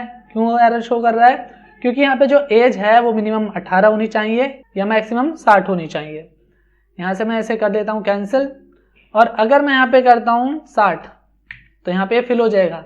लेकिन मैं करता हूँ 61 तो यहाँ पे दोबारा एरर आ जाएगा, क्योंकि वैल्यू मैंने 18 से लेके 60 तक के बीच में ही रखी है। वापस हम कर देते हैं यहाँ पे कितना 25 जो इनकी रियल एज है। इसके बाद यहाँ पे ये एज पे किस तरीके से हम वैलिडेशन लगा सकते हैं कि जितने नंबर हमने बोले हैं उसी के बीच में जो है एज फिल हो। इसके बाद यहाँ पे बात करते हैं कॉन्टैक्ट नंबर की। तो कॉन्टैक्ट नंबर में आप देख सकते हो यहाँ पे कॉन्टैक्ट नंबर फिल है। यहाँ पे आगे अगर मैं कॉन्टैक्ट नंबर टाइप कर रहा हूँ, जैसे कि मैंने ये टाइप किया कॉन्टैक्ट नंबर, एंटर किया, तो यहाँ पे क्या आ रहा है, number should be of 10 digits, यानी हमने जो डिजिट्स हैं कम टाइप करी हैं। यहाँ पे ये बता रहा है कि आपको 10 डिजिट्स टाइप करनी है, तभी ये यहाँ पे एक्सेप्ट करेगा। कैंसिल किया मैंने, वापस ये नॉर्मल हो जाएगा। तो किस तरीके से ये सारी चीजें जो हैं हम यहाँ पे अप्लाई कर सकते हैं, ये सारी चीजें हम देखने वाले हैं डेटा वैलिडेशन में। तो सबसे पहले मैं यहाँ से इसे सेलेक्ट करके रिमूव कर देता हूँ। डेटा वैलिडेशन पे आते हैं, क्लिक किया यहाँ पे, क्लियर ऑल किया और ओके किया, जिससे कि यहाँ से वैलिडेशन हट चुका आप देख सकते हो। और इसे भी जो है मैं यहाँ से डिलीट कर देता हूँ। एज की बात करें, एज को भी मैंने सेलेक्ट किया, यहाँ पे आ जाते हैं डेटा वैलिडेशन पे और यहाँ पे कर देंगे क्लियर ऑल और ओके किया, जिससे ये भी क्लियर हो जाएगा। यहाँ पे मैं टाइप कर रहा हूँ 62, ये भी आ रहा है। यहाँ पे मैंने 15 टाइप किया, ये भी आ रहा है। ठीक है, तो नॉर्मली अब यहाँ से हट चुका है वैलिडेशन। नंबर की बात करते हैं तो नंबर से भी हटा लेते हैं वैलिडेशन। सेलेक्ट किया, वापस आते हैं डेटा वैलिडेशन पे, क्लियर ऑल करते हैं और ओके करते हैं, जिसके बाद यहाँ से भी वैलिडेशन हट चुका है। यहाँ पे आप टाइप कर लो, आ रहा है ना टाइप ओके। तो अब यहाँ पे नया वैलिडेशन अब किस तरीके से अप्लाई करें, जो पहले यहाँ पे अप्लाई था। अब सबसे पहले हम क्या करते हैं, यहाँ पे लिस्ट क्रिएट कर लेते हैं, क्योंकि यहाँ पे जो है नाम लिखे हुए हैं और नाम लिखे हुए हैं, तो इनसे पहले हमें इनके टाइटल देने हैं। लड़का है तो मिस्टर, लड़की है तो मिस और शादीशुदा है तो मिसेज। तो वो टाइटल हमें बार बार यहाँ पे टाइप करने पड़ेंगे। टाइप करने से अच्छा है हम इनके लिस्ट क्रिएट कर लें। अब लिस्ट क्रिएट करने के लिए क्या करना है, जितने एरिया में आपको लिस्ट क्रिएट करनी है उतना सेलेक्ट करना है आपको। यहाँ पे डेटा वैलिडेशन पे आना है, क्लिक करना है एंड देन एनी वैल्यू आ रहा है। यहाँ पे एनी वैल्यू की जगह क्या लेना है हमें, लिस्ट। लिस्ट पे आने के बाद यहाँ पे आ रहा है सोर्स, यानी आप क्या चीज़ें जो है यहाँ पे मेंशन करवाना चाहते हो। तो एक काम तो आप ये कर सकते हो कि टाइप कर सकते हो मिस्टर, मिस और मिसेस। दूसरा काम आप ये कर सकते हो कि अगर आपने पहले से ये लिख के रखा हुआ है, जैसे कि मैंने लिख के रखा हुआ है ना यहाँ पे पहले से, तो इसे आपको सिंपली सेलेक्ट करना है और करना है ओके। ओके करने के बाद आपको यहाँ पे आना है, देख सकते हो वैलिडेशन आ चुका है, इस पे आपको करना है क्लिक और यहाँ पे क्या करना है आपको, मिस आ गया। फिर यहाँ पे आके चेतन है तो इनके लिए हम कर देंगे मिस्टर, शीतल है तो शीतल के लिए हम कर देंगे यहाँ पे मिसेस। तो ऐसे ही जो है आप यहाँ पे लिस्ट क्रिएट कर सकते हो और जो आपका डेटा है वो इसमें फिल कर सकते हो बड़ी आसानी से। बार बार आपको यहाँ पे टाइप करने की जरूरत नहीं है। आप देख सकते हो मैंने लिस्ट क्रिएट कर ली और मैं इसमें बड़ी आसानी से डेटा फिल कर रहा हूँ। ये चीज़ें आप यहाँ पे कर सकते हो। इसके बाद यहाँ पे एज पे हमें रिस्ट्रिक्शंस यानी वैलिडेशन अप्लाई करना है। तो एज के लिए कैसे वैलिडेशन अप्लाई करेंगे, यहाँ पे मैंने सेलेक्ट किया इसे, डेटा वैलिडेशन पे आ जाएंगे और यहाँ पे डेटा वैलिडेशन पे हमने किया क्लिक। इसके बाद यहाँ पे हमें क्या करना है, एनी वैल्यू की जगह कहाँ पे आना है, कहाँ पे होल नंबर पे। होल नंबर पे आ रहा है यहाँ पे बिटवीन यानी मिनिमम वैल्यू कितनी रखना चाहते हो। तो मिनिमम 18 वैल्यू रखनी है हमें, यानी 18 साल से कम एज ना हो। और मैक्सिमम एज कितनी हो, 60, क्योंकि भाई जॉब के लिए जो मिनिमम एज का क्राइटेरिया होता है वो 18 साल होनी चाहिए और मैक्सिमम 60 साल। 60 साल के बाद तो इंसान रिटायर हो जाता है, तो इसलिए 60 साल हमने यहाँ पे रखी है। इसके बाद यहाँ पे हम जैसे करेंगे ओके, तो यहाँ पे अप्लाई हो चुका है। अब अगर आप यहाँ पे करोगे 17 तो यहाँ पे इस तरीके से एरर आ जाएगा, this value does not match the data validation restrictions denied for this cell. अब यहाँ पे ये जो एरर है ना वो समझा कैसे जाए, क्योंकि यहाँ पे तो इस तरीके से आ रहा है, ये एरर की लैंग्वेज तो हमें समझ नहीं आ रही है। तो इसके लिए जो है हम यहाँ पे एक एरर मैसेज दे सकते हैं। एरर मैसेज कैसे देंगे, उसके लिए क्या करना है, सेलेक्ट करना है डेटा को, सबको सेलेक्ट किया मैंने, डेटा वैलिडेशन पे आ जाते हैं और यहाँ पे एरर अलर्ट आ रहा है ना एरर अलर्ट। यहाँ पे हम लिखते हैं इनवैलिड एज और अब यहाँ पे आके हम करते हैं age should be of 18 to 16, ये किया। अब जैसे हम ओके करेंगे तो यहाँ पे मैं करता हूँ ओके करने के बाद अगर मैं यहाँ पे कोई दूसरी वैल्यू पुट करता हूँ, जैसे कि 60 से ज़्यादा या 18 से कम, तो यहाँ पे मैंने क्या 62 एंटर किया, तो आप देख सकते हो यहाँ पे अब ये इस तरीके से आ रहा है इनवैलिड एज, यानी आपको यहाँ पे पता लग रहा है कि जो एज है वो गलत है। Age should be of 18 to 16, यानी एज किसके बीच में होनी चाहिए, 18 से 60 के बीच में एज होनी चाहिए। तो अगर आप यहाँ पे एरर अलर्ट दे देते हो तो कोई भी अगर पर्सन डेटा फिल कर रहा है तो वो समझ जाएगा कि भाई इसमें क्या प्रॉब्लम है। और अगर आप एरर अलर्ट नहीं दोगे तो वो बंदा कंफ्यूज रहेगा कि मुझे इसमें फिल क्या करना है, कितनी वैल्यू रखनी है। तो जब भी आप डेटा वैलिडेशन अप्लाई करो तो उसमें जो है एरर अलर्ट जरूर दो, जिससे कि जो यूजर हो उसे पता लग जाए कि भाई इसमें क्या चेंज करना है। आपको तो पता है, लेकिन आप अगर किसी को शेयर कर रहे हो फाइल या कोई दूसरा पर्सन आपकी फाइल पे काम कर रहा है तो उसे कैसे पता चलेगा, इसलिए जो है एरर अलर्ट लगाना जरूरी है। क्लियर। यहाँ से मैं इसे कैंसिल कर देता हूँ, वापस ये आ गया। अगर मैं 17 करता हूँ यहाँ पे तो आप देख सकते हो यहाँ पे भी सेम एज का एरर आ रहा है। क्लियर, कैंसिल कर देता हूँ मैं इसे। अब बात करते हैं कॉन्टैक्ट नंबर की। कॉन्टैक्ट नंबर हम चाहते हैं सिर्फ हमारे जो है 10 डिजिट के हों, 10 डिजिट से ना कम हो ना ज़्यादा हो। क्या करें इसके लिए, सेलेक्ट करेंगे इतना एरिया, क्योंकि इतने एरिया पे अप्लाई कर रहे हैं। डेटा वैलिडेशन पे आना है, आने के बाद क्या करना है, यहाँ पे हमें सेटिंग में आना है, क्योंकि यहाँ पे अभी हम एरर अलर्ट में थे। सेटिंग में आने के बाद एनी वैल्यू की जगह क्या लेना है आपको, लेंथ। कहाँ है लेंथ, ये रही।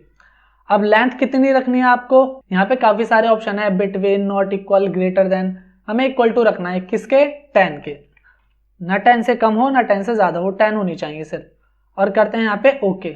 ओके करने के बाद यहाँ पे अप्लाई हो चुका है जो हमारा वैलिडेशन है। मैं यहाँ पे नंबर टाइप कर देता हूँ, ये किया तो यहाँ पे फिल हो रहा है। अब अगर यहाँ पे मैं टाइप करता हूँ दूसरा नंबर जिसमें कम डिजिट है तो यहाँ पे एरर आ जाएगा। आ रहा है ना एरर। सेम चीज इसमें भी अगर आप एरर मैसेज देना चाहते हो तो वो भी दे सकते हो, जिससे कि यूजर का काम आसान हो जाएगा, पता लग जाएगा उसे क्या इश्यू है इसमें, फिर उसी हिसाब से वो इसमें डेटा फिल करेगा। वैसे तो कॉन्टैक्ट नंबर नॉर्मली जो होते हैं 10 डिजिट के ही होते हैं, 10 से कम या ज़्यादा के तो होते नहीं है, तो ये तो कॉमन सेंस वाली बात है। लेकिन फिर भी मैं आपसे ये बोलूँगा कि एरर अलर्ट ज़रूर देना। अब इसके बाद जब आप डेटा वैलिडेशन पे आते हो ना, तो यहाँ पे आपको काफी सारे ऑप्शन देखने को मिल जाते हैं अलाउ में। Any value, whole number, decimal, list, data, time, text length, custom, काफी सारे ऑप्शन है ये। अब डेटा वैलिडेशन के ऊपर ये जितने भी ऑप्शंस है ना, ये सारे के सारे मैं ऑलरेडी एक वीडियो में बता चुका हूँ। डेटा वैलिडेशन की कंप्लीट वीडियो आपको प्लेलिस्ट में मिल जाएगी, आप वहां जाके चेक कर सकते हो, नहीं तो आपको डिस्क्रिप्शन में लिंक मिल जाएगा, वहां जाके आप डेटा वैलिडेशन के बारे में कंप्लीट इंफॉर्मेशन गेट कर सकते हो। फिलहाल डेटा वैलिडेशन की जितनी जरूरत थी वो चीजें मैंने यहाँ पे आपको बता दी हैं, और चलते हैं अब अगले ऑप्शन की तरफ। अब यहाँ पे अगला ऑप्शन आता है कंसोलिडेट। तो कंसोलिडेट का क्या यूज है, किस तरीके से ये यूज किया जाता है, उसे समझ लेते हैं। तो कंसोलिडेट का काम ये होता है कि ये 2 शीट के डेटा को तीसरी शीट पे ऐड करके आपको दे देता है। एग्जाम्पल के थ्रू इसे समझते हैं। ऑलरेडी मैंने डेटा बना के रखा हुआ है, यहाँ पे आप आओगे तो देख सकते हो मेरे पास यहाँ पे नवंबर सेल है और यहाँ पे दिसंबर सेल का डेटा है। तो यहाँ पे नवंबर सेल की बात करें तो यहाँ पे हमारे पास सेल्समैन नेम है, सेल्स हैं। दिसंबर की बात करें तो यहाँ पे भी हमारे पास सेल्समैन नेम है और सेल है। अब हम ये चाहते हैं कि नवंबर और दिसंबर दोनों में क्या डिफरेंस है, सिर्फ सेल का। नाम तो दोनों में सेम है, यहाँ पे भी और यहाँ पे भी। हम ये चाहते हैं कि इन दोनों शीट का जो डेटा है वो ऐड होके इस फाइनल शीट पे आ जाए। आपके मैनेजर ने ये बोला है कि भाई लास्ट 2 मंथ का जो डेटा है वो ऐड करके मुझे एक फाइनल शीट पे दो। तो आप अलग अलग करके इस काम को करोगे तो टाइम लगेगा। तो यहाँ पे हम कंसोलिडेट का यूज कर सकते हैं, जिससे कि हम बड़ी ही आसानी से अपनी जितनी भी शीट्स हैं, चाहे 2 हैं, 3 हैं, 4 हैं, उन्हें कंसोलिडेट करके एक फाइनल शीट में कन्वर्ट कर सकते हैं और सारे डेटा को ऐड कर सकते हैं। इसके लिए जहां पे आपको डेटा चाहिए वहां पे आपको क्लिक करना है, जैसे कि मैंने यहाँ पे क्लिक किया। डेटा टैब में आना है, कंसोलिडेट पे आना है। अब यहां से ये पूछा है रेफरेंस, रेफरेंस यानी जो डेटा है उसका रेफरेंस। तो हम यहाँ पे नवंबर सेल वाले डेटा पे आ जाते हैं और डेटा कर लेते हैं सेलेक्ट।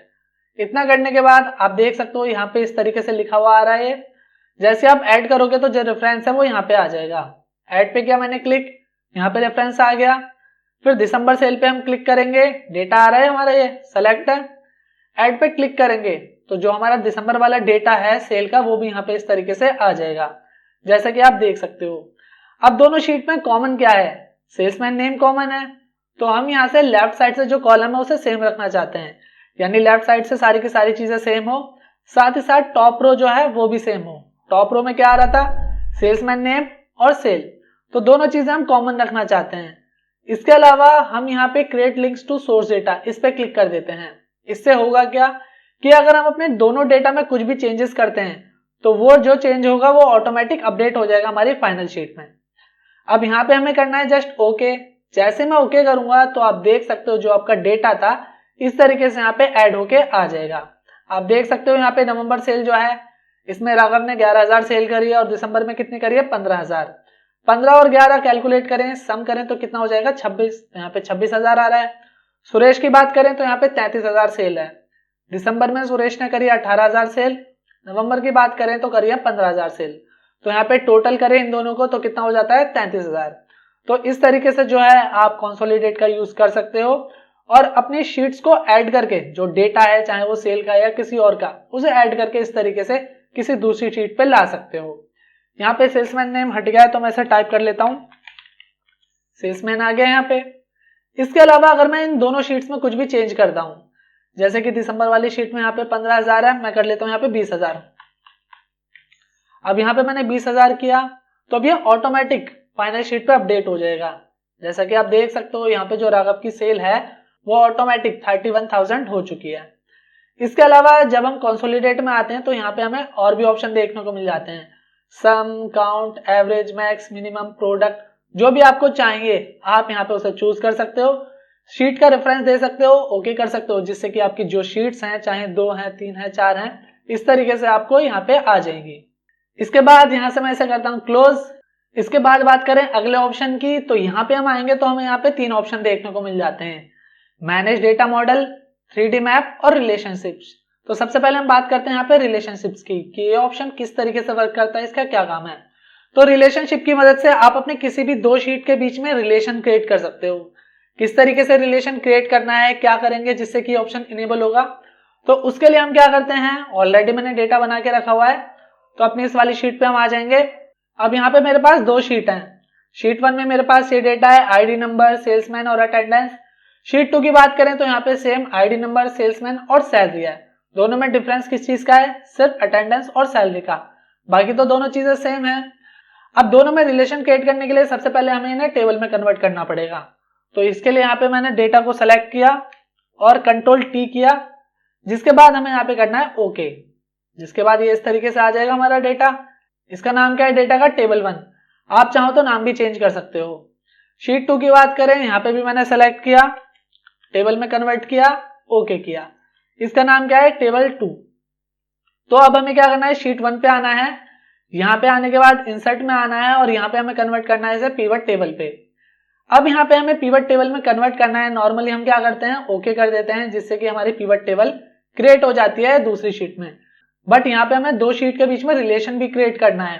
तो उसके लिए यहाँ पे एक ऑप्शन दिया है, choose whether you want to analyse multiple tables, यानी मल्टीपल टेबल को एनालाइज करने के लिए आपको इस ऑप्शन का यूज करना पड़ेगा। इस पे मैंने क्लिक किया और मैंने किया यहाँ से ओके। ओके करने के बाद आप देख सकते हो इस तरीके से यहाँ पे आ रही है टेबल 1, जिसमें हमारे पास आईडी नंबर, सेल्समैन, अटेंडेंस, ये चीजें हैं। अगर मैं ऑल पे क्लिक करूंगा तो ऑल पे आप देख सकते हो यहाँ पे जो है टेबल 2 भी आ रही है। हमने अप्लाई तो टेबल 1 पे किया था, लेकिन ये टेबल 2 को भी कैरी कर रहा है। क्यों? क्योंकि जो हमने ऑप्शन चूज किया था वो मल्टीपल डेटा के लिए किया था, तो इसलिए हमारे पास यहाँ पे जो है टेबल 1 का भी डेटा आ रहा है, टेबल 2 का भी डेटा आ रहा है। अब यहाँ पे एक्टिव में आप देखो तो सिर्फ टेबल 1 है, टेबल 2 नहीं है। हमें क्या करना है? यहाँ पे ऑल पे आना है, टेबल 2 पे आना है, राइट क्लिक करना है और यहाँ पे ऑप्शन आ जाता है शो इन एक्टिव टैब। जैसे इस पे क्लिक करेंगे तो ये जो टेबल 2 है वो हमारे एक्टिव टैब में आ जाएगी। यहाँ पे मैंने किया क्लिक। अब आप देख सकते हो यहाँ पे हमारे पास टेबल 1 भी है और यहाँ पे हमारे पास टेबल 2 भी है, दोनों चीजें हमारे पास आ रही हैं। अब यहाँ से मैं आईडी नंबर ले लेता हूँ, अटेंडेंस ले लेता हूँ और साथ ही साथ क्या ले लेते हैं यहाँ पे? सैलरी। सैलरी करने के बाद ये कुछ इस तरीके से यहाँ पे शो हो रहा है, बट ये अभी सही तरीके से शो नहीं हो रहा है। तो हम क्या करेंगे? यहाँ से जो आईडी नंबर है इसे पकड़ के इसे रो में ले आएंगे। रो में लाने के बाद ये कुछ इस तरीके से आ जाएगा।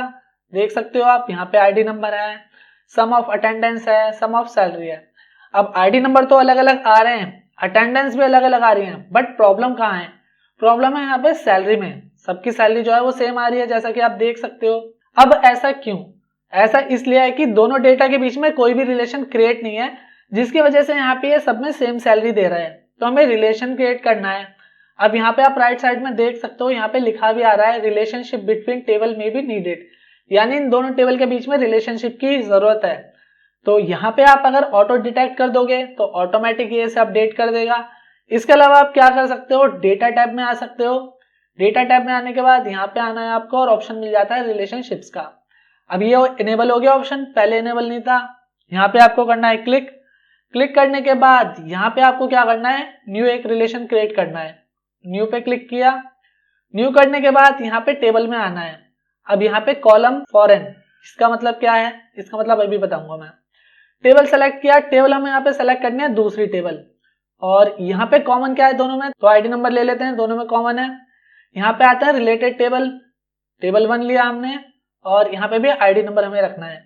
यहाँ पे हमने टेबल 1 इसलिए रखा है क्योंकि ये हमारी प्राइमरी टेबल है, और यहाँ पे टेबल 2 इसलिए रखा है क्योंकि हमारी सेकेंडरी टेबल है। तो यहाँ पे आपको नीचे वाले में प्राइमरी रखना है, प्राइमरी जो टेबल है पहले वाली। अब जैसे आप ओके करोगे तो आप देखोगे कि ऑटोमेटिक जो सैलरी है वो अपडेट हो जाएगी। ओके किया मैंने और यहाँ से इसे किया क्लोज, जिसके बाद आप देख सकते हो जो भी आपकी सैलरी है वो इस तरीके से यहाँ पे ऑटोमेटिक अपडेट हो जाएगी। तो इस तरीके से आप दो टेबल के बीच में रिलेशन क्रिएट कर सकते हो और अपने दो शीट्स के डेटा को पिवट टेबल में रिलेशन क्रिएट करके इस तरीके से शो कर सकते हो। आप देख सकते हो हमारे पास दो डेटा है, टेबल 1 और टेबल 2 का, दोनों में हमने रिलेशन क्रिएट कर लिया और जो चीज कॉमन है हमने उसे रख लिया है, जिसके बाद डेटा हमारा इस तरीके से यहाँ पे आ जाएगा। क्लियर? अटेंडेंस है, सैलरी है, क्योंकि दोनों में अटेंडेंस और सैलरी अलग अलग थी, वो चीजें हमें देखनी है तो वो यहाँ पे इस तरीके से आ गई है। इसके बाद वापस यहाँ पे आते हैं तो अगला ऑप्शन मिल जाता है हमें मैनेज डेटा मॉडल्स का। अब ये क्या करता है कि हमें डेटा मॉडल बना के दे देता है। इस पे मैं करता हूँ क्लिक। क्लिक करने के बाद ये भी थोड़ा सा टाइम लेता है और यहाँ पे इस तरीके से एक विंडो दे देगा आपको। मैं इसे फुल स्क्रीन कर लेता हूँ। फुल स्क्रीन किया तो यहाँ पे इस तरीके से इसका जो है एक डेटा मॉडल आपके सामने बन के आ जाएगा। यहाँ पे आईडी नंबर है, सेल्समैन है, अटेंडेंस है, तो यहाँ पे डेटा मॉडल बन के आ गया है। अब अगर आप इसका डायग्राम व्यू देखना चाहते हो, अभी तो इसका डेटा व्यू है, तो हम डायग्राम व्यू पे क्लिक करेंगे, जिसके बाद इसका डायग्राम व्यू आ जाएगा। आप देख सकते हो ये हमारी टेबल 1 है और ये टेबल 2 है। ये कनेक्ट किससे है? टेबल 1 से टेबल 2। तो यहाँ पे हमारा डायग्राम व्यू है। नॉर्मली डेटा व्यू करोगे तो नॉर्मली इस तरीके से शो हो जाएगा। तो नॉर्मली मैनेज डेटा मॉडल की मदद से आप इस तरीके से नॉर्मली जो है एक डायग्राम या डेटा मॉडल क्रिएट कर सकते हो। यही काम है इसका, फिलहाल कोई ज्यादा बड़ा काम नहीं है। क्लोज कर देता हूं मैं इसे यहाँ से। तो क्लोज कर दिया, उसके बाद यहाँ पे इस तरीके से आ जाएगा नॉर्मली जो हमारा डेटा है। अब यहाँ पे हमें अगला ऑप्शन देखने को मिल जाता है 3D मैप। 3D मैप किस तरीके से वर्क करेगा? तो 3D मैप के लिए हम क्या करते हैं कुछ तो करते ही हैं। ये तो हमारे डेटा है। हम एक काम करेंगे, इस शीट पे आ जाते हैं और यहाँ पे हमारे पास 3D मैप का एक डेटा बना हुआ है। यहाँ पे कंट्री है और यहाँ पे परसेंटेज ऑफ वर्ल्ड पॉपुलेशन है। यानी इंडिया में 17.50% पॉपुलेशन है, चाइना में 18.50% पॉपुलेशन है, रशिया में इतनी है, श्रीलंका में इतनी है, अफगानिस्तान में इतनी है। हम 3D मैप के बिहाफ पे चेक करना चाहते हैं ये चीजें, तो कैसे करेंगे? नॉर्मली चार्ट तो आपने देखा है, 3D मैप के बिहाफ पे कैसे करेंगे? कंट्रोल T करना है, डेटा को टेबल में कन्वर्ट करना है, ओके करना है। डेटा कन्वर्ट हो गया। यहाँ पे जो हेडर है मैं इसे कलर दे देता हूँ दूसरा, लाइक रेड कर दिया मैंने। इसके बाद क्या करना है? डेटा सेलेक्ट है, डेटा टैब में आना है। यहाँ पे आके आपको क्या करना है? 3D मैप पे क्लिक। जैसे 3D मैप पे क्लिक करोगे तो क्लिक करने के बाद थोड़ा सा ये टाइम ले रहा है 3D मैप में कन्वर्ट करने के लिए। इस तरीके से 3D मैप में कन्वर्ट कर देगा। अब हमने क्या क्या जो है कंट्री ली थी, इंडिया लिया था तो इंडिया आ रहा है, अफगानिस्तान लिया था यहाँ पे अफगानिस्तान आ रहा है। थोड़ा सा मैं जूम कर देता हूँ। इसके बाद यहाँ पे हमने लिया था श्रीलंका, तो यहाँ पे श्रीलंका आ रहा है। इसके अलावा हमने रशिया लिया था तो रशिया आ रहा है, चाइना लिया था तो चाइना आ रहा है। ये चीजें इस तरीके से यहाँ पे 3D मॉडल में आपको देखने को मिल जाती हैं। अगर आप इसे फ्लैट मैप करना चाहते हो तो इस तरीके से मैप फ्लैट हो जाएगा। मैप लेवल्स पे क्लिक करोगे तो यहाँ पे इस तरीके से नाम आ जाएंगी जो भी कंट्री है आपकी, इंडिया, चाइना, कजाकिस्तान, जो भी है सारे के सारे नाम इस तरीके से आ जाएंगे। आपका कोई लोकेशन फाइंड करनी है, फाइंड लोकेशन पे आओ, यहाँ पे लिख दो जो भी आपको फाइंड करना है। जैसे आपने लिखा श्रीलंका, एंटर किया तो आप देखो श्रीलंका यहाँ पे इस तरीके से आ जाएगा। अगर आप इंडिया सर्च करोगे, फाइंड करोगे तो यहाँ पे इंडिया इस तरीके से आ जाएगा। इसके अलावा अगर आप कुछ अपडेट करते हो, रिफ्रेश डेटा करना चाहते हो तो यहाँ से रिफ्रेश कर सकते हो। अगर आप थीम देना चाहते हो इसमें तो यहाँ से थीम भी दे सकते हो। अलग अलग तरीके की थीम है यहाँ पे, जो भी थीम आपको अच्छे लगे वो यहाँ पे आप दे सकते हो। यहाँ से अलग अलग जो है आप सीन क्रिएट कर सकते हो। तो ये सारी चीजें जो है आप यहाँ से कर सकते हो 3D मैप की मदद से। क्लियर है ना? अब यहाँ पे जहां जहां आपने पॉइंट दिया था, जहां जहां चीजें अप्लाई करी थी, वहां पे ये पॉइंट के बिहाफ पे चीजें शो कर देता है। जैसे मैं क्या करता हूँ, यहाँ पे मैप लेवल हटा देता हूँ। आप देख सकते हो यहाँ पे डॉट आ रहा है ना, यहाँ पे भी डॉट है, यहाँ पे भी डॉट है, जिससे पता चल रहा है कि हमने इन कंट्री को टारगेट किया था। तो 3D मैप की मदद से इस तरीके से जो है आप एक 3D मैप को क्रिएट कर सकते हो। यही काम होता है इसका। इसे भी मैं कर देता हूँ क्लोज। क्लोज करने के बाद यहाँ पे इसे भी पकड़ के बॉर्डर से मैं हटा देता हूँ, पकड़ा, इसे डिलीट कर दिया। अब यहाँ पे हमें अगला ऑप्शन देखने को मिल जाता है डेटा एनालिसिस। इस पे क्लिक करेंगे तो क्लिक करने के बाद ये डेटा को एनालाइज करता है। आप देख सकते हो यहाँ पे जो हमारा डेटा था, हमें सेलेक्ट भी नहीं करना, जस्ट क्लिक करना है, ऑटोमेटिक ये डेटा को एनालाइज कर लेगा। यहाँ पे इस तरीके से बना के दे रहा है आपको इंसर्ट पिवट टेबल। इसकी पिवट टेबल आपको चाहिए तो यहाँ पे आप इंसर्ट करोगे, ऑटोमेटिक इसकी पिवट टेबल बन जाएगी। अगर आपको इसका चार्ट चाहिए तो सिर्फ आप यहाँ पे क्लिक करो इंसर्ट चार्ट में, चार्ट बन के आ जाएगा। आपको यहाँ पे पिवट चार्ट चाहिए वो भी बन जाएगा। और अगर आपको इस तरीके से पाई चार्ट चाहिए तो वो भी आप इस तरीके से यहाँ पे कर सकते हो। तो यहाँ पे एनालाइज डेटा की मदद से आप डेटा को अलग अलग तरीके से एनालाइज कर सकते हो। आपको अलग से मेहनत करने की कोई भी जरूरत नहीं है। अब अगर आप यहाँ से कुछ भी क्वेश्चन करना चाहते हो तो वो भी क्वेश्चन कर सकते हो। जैसे कि मैं यहाँ पे लिखता हूँ which country have more population, enter किया मैंने तो यहाँ पे बता देगा। हमने 5 कंट्री लिया ना, तो 5 कंट्री के बिहाफ पे ही शो करेगा। ये ऐसा नहीं है कि पूरे वर्ल्ड के हिसाब से शो करेगा, तो जो डेटा है उसी में से शो करेगा। तो यहाँ पे चाइना में सबसे ज्यादा पॉपुलेशन है, उसके बाद इंडिया में, फिर रशिया, फिर अफगानिस्तान, फिर श्रीलंका। इस तरीके से जो है आप एनालाइज डेटा की मदद से डेटा को अलग अलग तरीके से एनालाइज कर सकते हो। क्वेश्चन करना चाहो तो वो क्वेश्चन भी आप यहाँ से कर सकते हो। तो ये ऑप्शन जो है इसमें काफी ज्यादा अच्छा है। एक्सेल के 365 वर्जन में ही आपको ऑप्शन देखने को मिलेगा। क्लियर है? ऐसा नहीं कि नॉर्मली आप यूज कर रहे हो पहले वाले वर्जन में तो नहीं मिलने वाला ये ऑप्शन, इस चीज का ध्यान रखना। इसके बाद यहाँ पे अगले ऑप्शन में आ जाते हैं जो है व्हाट इफ एनालिसिस। यहाँ पे क्लिक करेंगे तो सबसे पहले ऑप्शन हमें मिल जाता है सिनेरियो मैनेजर। अब सिनेरियो मैनेजर की मदद से हम अलग अलग सिनेरियो क्रिएट कर सकते हैं। जैसे कि इसके लिए मैंने यहाँ पे डेटा बना के रखा हुआ है, यहाँ पे ऑफिस सेटअप है। अब ऑफिस सेटअप के लिए जो हमारे मैनेजर हैं या जो भी हमारे सीनियर पर्सन है, उन्होंने हमें बजट दिया है 43,000 का, जिसमें से हमें ये सारी चीजें लानी है। चेयर का जो उन्होंने बजट दिया है वो दिया है 8,000 का, साइड डेस्क का जो बजट दिया है 10,000 का है, टेबल का 15,000 का है, और जो क्लाइंट चेयर है उसका बजट है हमारा 10,000 का। और ये जो टोटल है, टोटल कितना आ रहा है 43,000, यानी 43,000 के अंदर हमें ये सारी चीजें लेनी है। लेकिन अगर हम मार्केट में ये सारी चीजें लेने जाएंगे तो ऐसा तो है नहीं कि भाई सेम प्राइस में हमें ये चीजें मिल जाएंगी। कुछ लो क्वालिटी में होती है, कुछ मीडियम क्वालिटी में होती है, कुछ हाई क्वालिटी में होती है। तो सारी चीजों का जो रेट होता है, प्राइस होता है, वो भी अलग अलग होता है।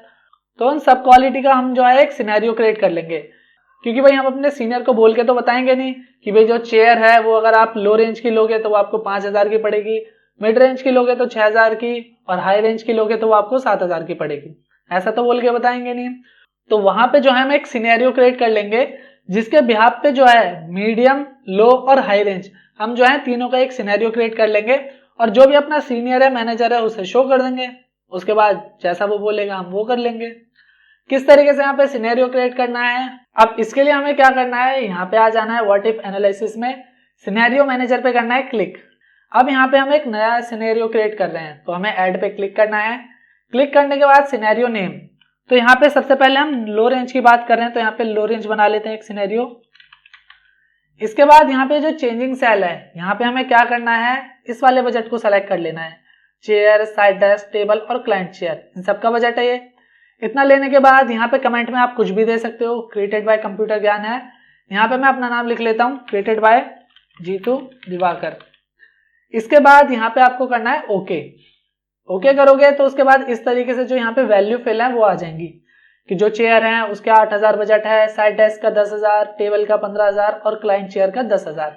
बट यहाँ पे हम लो रेंज पता कर रहे हैं, तो लो रेंज में हमें जो चेयर मिल रही है वो है 5,000 की। यहाँ पे बात करें साइड डेस्क की, तो साइड डेस्क यहाँ पे 6,000। इसके बाद यहाँ पे बात करें टेबल की, तो टेबल है यहाँ पे 11,000। और यहाँ पे क्लाइंट चेयर की बात करें तो क्लाइंट चेयर है यहाँ पे हमारी 5,000 की। ये किया मैंने इसमें मेंशन, और यहाँ पे किया मैंने ओके। ओके करने के बाद अभी तो हमने लो रेंज क्रिएट करी है, बट इसके बाद हम दोबारा गए मार्केट में आगे, तो हमें वहां पे मीडियम रेंज मिल गई। तो मीडियम रेंज के लिए भी हम एक सिनेरियो क्रिएट कर लेते हैं। ऐड में आएंगे, ऐड में आने के बाद यहाँ पे मैंने लिखा मीडियम रेंज। यहाँ पे ऑलरेडी ये वैल्यू सेलेक्ट है, क्रिएटेड बाय, वापस मैं लिख लेता हूं जीतू दिवाकर। इसके बाद हमने किया यहाँ पे ओके। यहाँ पे ये वैल्यू पूछ रहा है, अभी तो फिलहाल यहाँ की वैल्यू दिखा रहा है, तो हम यहाँ पे कर लेते हैं 6,000। साइड डेस्क को कर लेते हैं यहाँ पे 8,000, यहाँ पे कर लेते हैं 13,000, और यहाँ पे क्लाइंट चेयर कर लेते हैं 7,000। इसके बाद हमने किया ओके। ओके करने के बाद यहाँ पे लो रेंज बन गई है, मीडियम रेंज बन गई है। अब हम यहाँ पे बनाते हैं हाई रेंज, जो थोड़ी अच्छी क्वालिटी की है। तो दोबारा ऐड पे क्लिक करते हैं, यहाँ पे हम लिख लेते हैं हाई रेंज। इसके बाद यहाँ से ये वैल्यू सेलेक्ट है, क्रिएटेड बाय जीतू दिवाकर। वापस हम क्या करते हैं यहाँ पे ओके। ओके करने के बाद ये वैल्यू आ गई है। तो जो चेयर है 7,000 की है, वो हाई क्वालिटी की। साइड डेस्क की बात करें तो साइड डेस्क यहाँ पे 9,000 की। टेबल की बात करें तो टेबल है यहाँ पे 14,000 की, बढ़िया वाली हाई क्वालिटी की। और यहाँ पे क्लाइंट चेयर की बात करें तो क्लाइंट चेयर है यहाँ पे 8,500 की। ये लिखा मैंने। इसके बाद किया मैंने यहाँ पे ओके। ओके करने के बाद इस तरीके से यहाँ पे तीनों चीजें आ चुकी हैं, और जस्ट हमें यहाँ पे क्या करना है, शो पे क्लिक। जैसे हम शो पे क्लिक करेंगे तो आप देख सकते हो यहाँ पे जो है लो रेंज का बजट हमें शो हो रहा है। मीडियम पे क्लिक करके हम शो करेंगे तो मीडियम का यहाँ पे बजट इस तरीके से आ जाएगा, और हाई रेंज पे क्लिक करके अगर हम शो करेंगे तो हाई रेंज का इस तरीके से हमारे सामने बजट आ जाएगा। एक काम तो आप ये कर सकते हो कि इस तरीके से अलग अलग जो है रेंज के बिहाफ पे अपने सीनियर को शो कर सकते हो चीजें। दूसरी चीज आप क्या कर सकते हो, समरी क्रिएट कर सकते हो। समरी क्रिएट करने के लिए क्या करना है, हमें समरी पे करना है क्लिक। अब यहाँ पे रिजल्ट सेल जो है वो इतना आ रहा है। इतना क्यों आ रहा है, क्योंकि यहाँ पे मैंने इन्हें टोटल करके रखा हुआ है, जिसकी वजह से ये इस तरीके से यहाँ पे शो हो रहा है। अब मैं यहाँ पे करता हूँ ओके। ओके करने के बाद आप देख सकते हो जो समरी है वो इस तरीके से यहाँ पे क्रिएट हो चुकी है। यहाँ पे हमारी करंट वैल्यूज हैं, ये लो रेंज है, ये मीडियम रेंज है, ये हाई रेंज है। लेकिन यहाँ पे ये B3, B4, B5 और B6 ये आ रहा है, तो ये थोड़ा यहाँ पे सही नहीं लग रहा है। बल्कि यहाँ पे जो हमारे फर्नीचर हैं उनका नाम आना चाहिए ना। यहाँ पे चेयर आना चाहिए, फिर टेबल आना चाहिए, इस तरीके से आना चाहिए। यहाँ पे तो ये बिल्कुल भी अच्छा नहीं लग रहा है और समझ में भी नहीं आ रहा है। तो इसके लिए हमें क्या करना है, यहाँ पे क्लिक करना है। क्लिक करने के बाद हमें आना है सिनेरियो मैनेजर पे। तो इसके लिए हम यहाँ पे आते हैं और जो इनके नाम है वो यहाँ पे हम मेंशन कर देते हैं। तो यहाँ पे लिखा मैंने चेयर, एंटर किया। इसके बाद नीचे आते हैं, यहाँ पे इसका नाम मेंशन कर लेते हैं साइड डेस्क, एंटर किया। यहाँ पे साइड डेस्क आ गया। नीचे यहाँ पे टेबल मेंशन कर लेते हैं, यहाँ पे टेबल किया। इसके बाद यहाँ पे नीचे आ जाते हैं क्लाइंट चेयर, इसका नाम रख देते हैं। अब याद रहे, अगर आप नाम लिख रहे हो क्लाइंट चेयर या फिर साइड डेस्क, तो इन दोनों के बीच में स्पेस है ना, तो अगर स्पेस देके कुछ लिखोगे तो वो नाम यहाँ पे नहीं आएगा। तो आप इस तरीके से जो है यहाँ पे अंडरस्कोर लगा सकते हो या हाइफन का यूज कर सकते हो। तो यहाँ पे मैं अंडरस्कोर लगा रहा हूँ और यहाँ पे मैं लिख लेता हूँ चेयर। क्लाइंट चेयर हो गया, एंटर किया। अब आप देख सकते हो यहाँ पे क्लाइंट चेयर है, यहाँ पे टेबल है, साइड डेस्क है यहाँ पे और यहाँ पे चेयर है, ये सारी चीजें आ रही हैं। हमें क्या करना है, इसके बाद व्हाट इफ एनालिसिस में आना है, सिनेरियो मैनेजर पे क्लिक करना है और यहाँ पे हमें क्या करना है, समरी पे क्लिक। समरी पे क्लिक करने के बाद हमें जस्ट ओके पे क्लिक करना है, जिसके बाद आप देख सकते हो इस तरीके से जो डेटा है हमारा वो यहाँ पे आ जाएगा। अब यहाँ पे हमें पता लग रहा है कि चेयर की बात हो रही है। यहाँ पे जो करंट वैल्यू है वो 7000 है, बट लो रेंज जो है यहाँ पे 5000 है, मीडियम यहाँ पे 6000 है और हाई वैल्यू कितनी है, 7000। साइड डेस्क की बात करें, साइड डेस्क में लो जो है वो 6000 है, मीडियम की बात करें मीडियम 8000 है और हाई रेंज जो है वो 9000 है। अब यहाँ पे करंट वैल्यूज कौन सी शो हो रही हैं, ये हाई वाली शो हो रही है, क्योंकि हमने हाई वाली को सेलेक्ट करके रखा था इसलिए। टेबल की बात करें, टेबल यहाँ पे जो लो रेंज है वो 11000 है, मीडियम 13000 है और हाई जो है 14000 है। सेम क्लाइंट चेयर की बात करें तो यहाँ पे 5000, 7000 और 8500। इस तरीके से जो है आप एक सिनेरियो क्रिएट कर सकते हो और अपने सीनियर को या मैनेजर को शो कर सकते हो। अलग अलग करके करोगे तो उसमें काफी ज्यादा ऑकवर्ड लगेगा, बट इस तरीके से जो है आप एक प्रोफेशनल तरीके से एक सिनेरियो क्रिएट कर सकते हो। इसके बाद अगर आप यहाँ पे नाम चेंज करना चाहते हो तो वो भी कर सकते हो, जैसे कि अभी यहाँ पे आ रहा है चेंजिंग सेल्स। तो यहाँ पे मैं क्लिक करके ऐसे करता हूँ डिलीट और यहाँ पे लिख देता हूँ ऑफिस एसेसरीज। तो ये मैंने यहाँ पे लिख दिया ऑफिस एसेसरीज। इसके अलावा भी अगर आप कुछ चेंज करना चाहते हो तो उसे भी चेंज कर सकते हो। तो दोस्तों यहाँ पे ये तो बात हुई हमारे सिनेरियो मैनेजर की। वापस आते हैं सिनेरियो मैनेजर पे और अगला ऑप्शन हमें देखने को मिल जाता है गोल सीक। तो गोल सीक के लिए भी मैंने एक अलग से डेटा बना के रखा हुआ है। यहाँ पे आ जाते हैं एक नई वर्कबुक में, जिसमें हमने इस तरीके से यहाँ पे डेटा बना के रखा हुआ है। अब गोल सीक का यूज किस तरीके से किया जाता है तो पहले मैं उसे समझा देता हूँ। मान लीजिए कि हम गए मार्केट और हमें वहां से बुक्स खरीदनी है। अब हमारा जो बजट है वो है हमारा 2400 का। अब हमें क्या करना है, यहाँ पे जो बुक का प्राइस है वो है 60 रुपए। तो हम कितनी बुक खरीदें कि 2400 के बजट में वो कवर हो जाए। तो इसे अगर हम नॉर्मली कैलकुलेट करेंगे तो उसमें हमें टाइम लगेगा, लेकिन यहाँ पे हम गोल सीक की मदद से इसे बड़ी आसानी से निकाल सकते हैं। अब यहाँ पे आप जैसे देख सकते हो ये टारगेट सेल लिखा है और इसके आगे मैं क्लिक कर रहा हूँ तो यहाँ पे मैंने फॉर्मूला लगा के रखा हुआ है, रेट मल्टीप्लाई बाय क्वांटिटी। तो यहाँ पे ये फॉर्मूला लगा के रखा हुआ है, इस पर मुझे क्लिक करना है, डेटा टैब में आना है और यहाँ पे व्हाट इफ एनालिसिस में आके गोल सीक का ऑप्शन मिलता है, इस पे करना है क्लिक। अब क्लिक करने के बाद यहाँ पे गोल सीक में आप देखो सेट वैल्यू, तो वैल्यू यहाँ पे सेट है ये वाली। इसके बाद यहाँ पे टू वैल्यू, तो टू वैल्यू कौन सी आएगी, जितने का हमारा बजट है, 2400, 3000, 3500, 4000, जो भी आप सेट करना चाहो। तो यहाँ पे मैं 2400 लिख देता हूँ। बाय चेंजिंग सेल, कौन सा सेल आप चेंज करना चाहते हो, तो ये वाला हम चेंज करना चाहते हैं। कहने का मतलब क्या है, 2400 का बजट है, रेट कितना है एक बुक का 60, तो हम कितनी बुक खरीदें कि हमारे 2400 का जो बजट है वो कवर हो जाए। तो यहाँ पे हमने इस तरीके से इसमें ये चीजें अप्लाई करी हैं। सेट वैल्यू में हमने यहाँ पे टारगेट सेल वाली वैल्यू रखी है, टू वैल्यू यानी जो हमारा बजट है वो रखा है हमने यहाँ पे, और बाय चेंजिंग सेल में हमने क्या रखा है, जिस सेल का हमें चेंज करना है। यहाँ पे हम जैसे करेंगे ओके, ओके करने के बाद आप देख सकते हो इस तरीके से यहाँ पे ये चीजें आ गई हैं। दिखा रहा है यहाँ पे टारगेट वैल्यू कितनी है 2400, करंट वैल्यू कितनी है 2400, यहाँ पे ये दिखा रहा है इस तरीके से। यहाँ पे हम कर देते हैं ओके। अब यहाँ पे इसने हमें बता दिया है कि अगर आप 40 बुक खरीदोगे 60 के हिसाब से, तो जो आपका बजट है 2400 रुपए का वो यहाँ पे इस तरीके से मैनेज हो जाएगा। अब आप सोच रहे होंगे कि यार इस ऑप्शन का कहाँ यूज होता होगा, ये तो बड़ा अजीब सा ऑप्शन है। इसका यूज होता है और अच्छा खासा यूज होता है।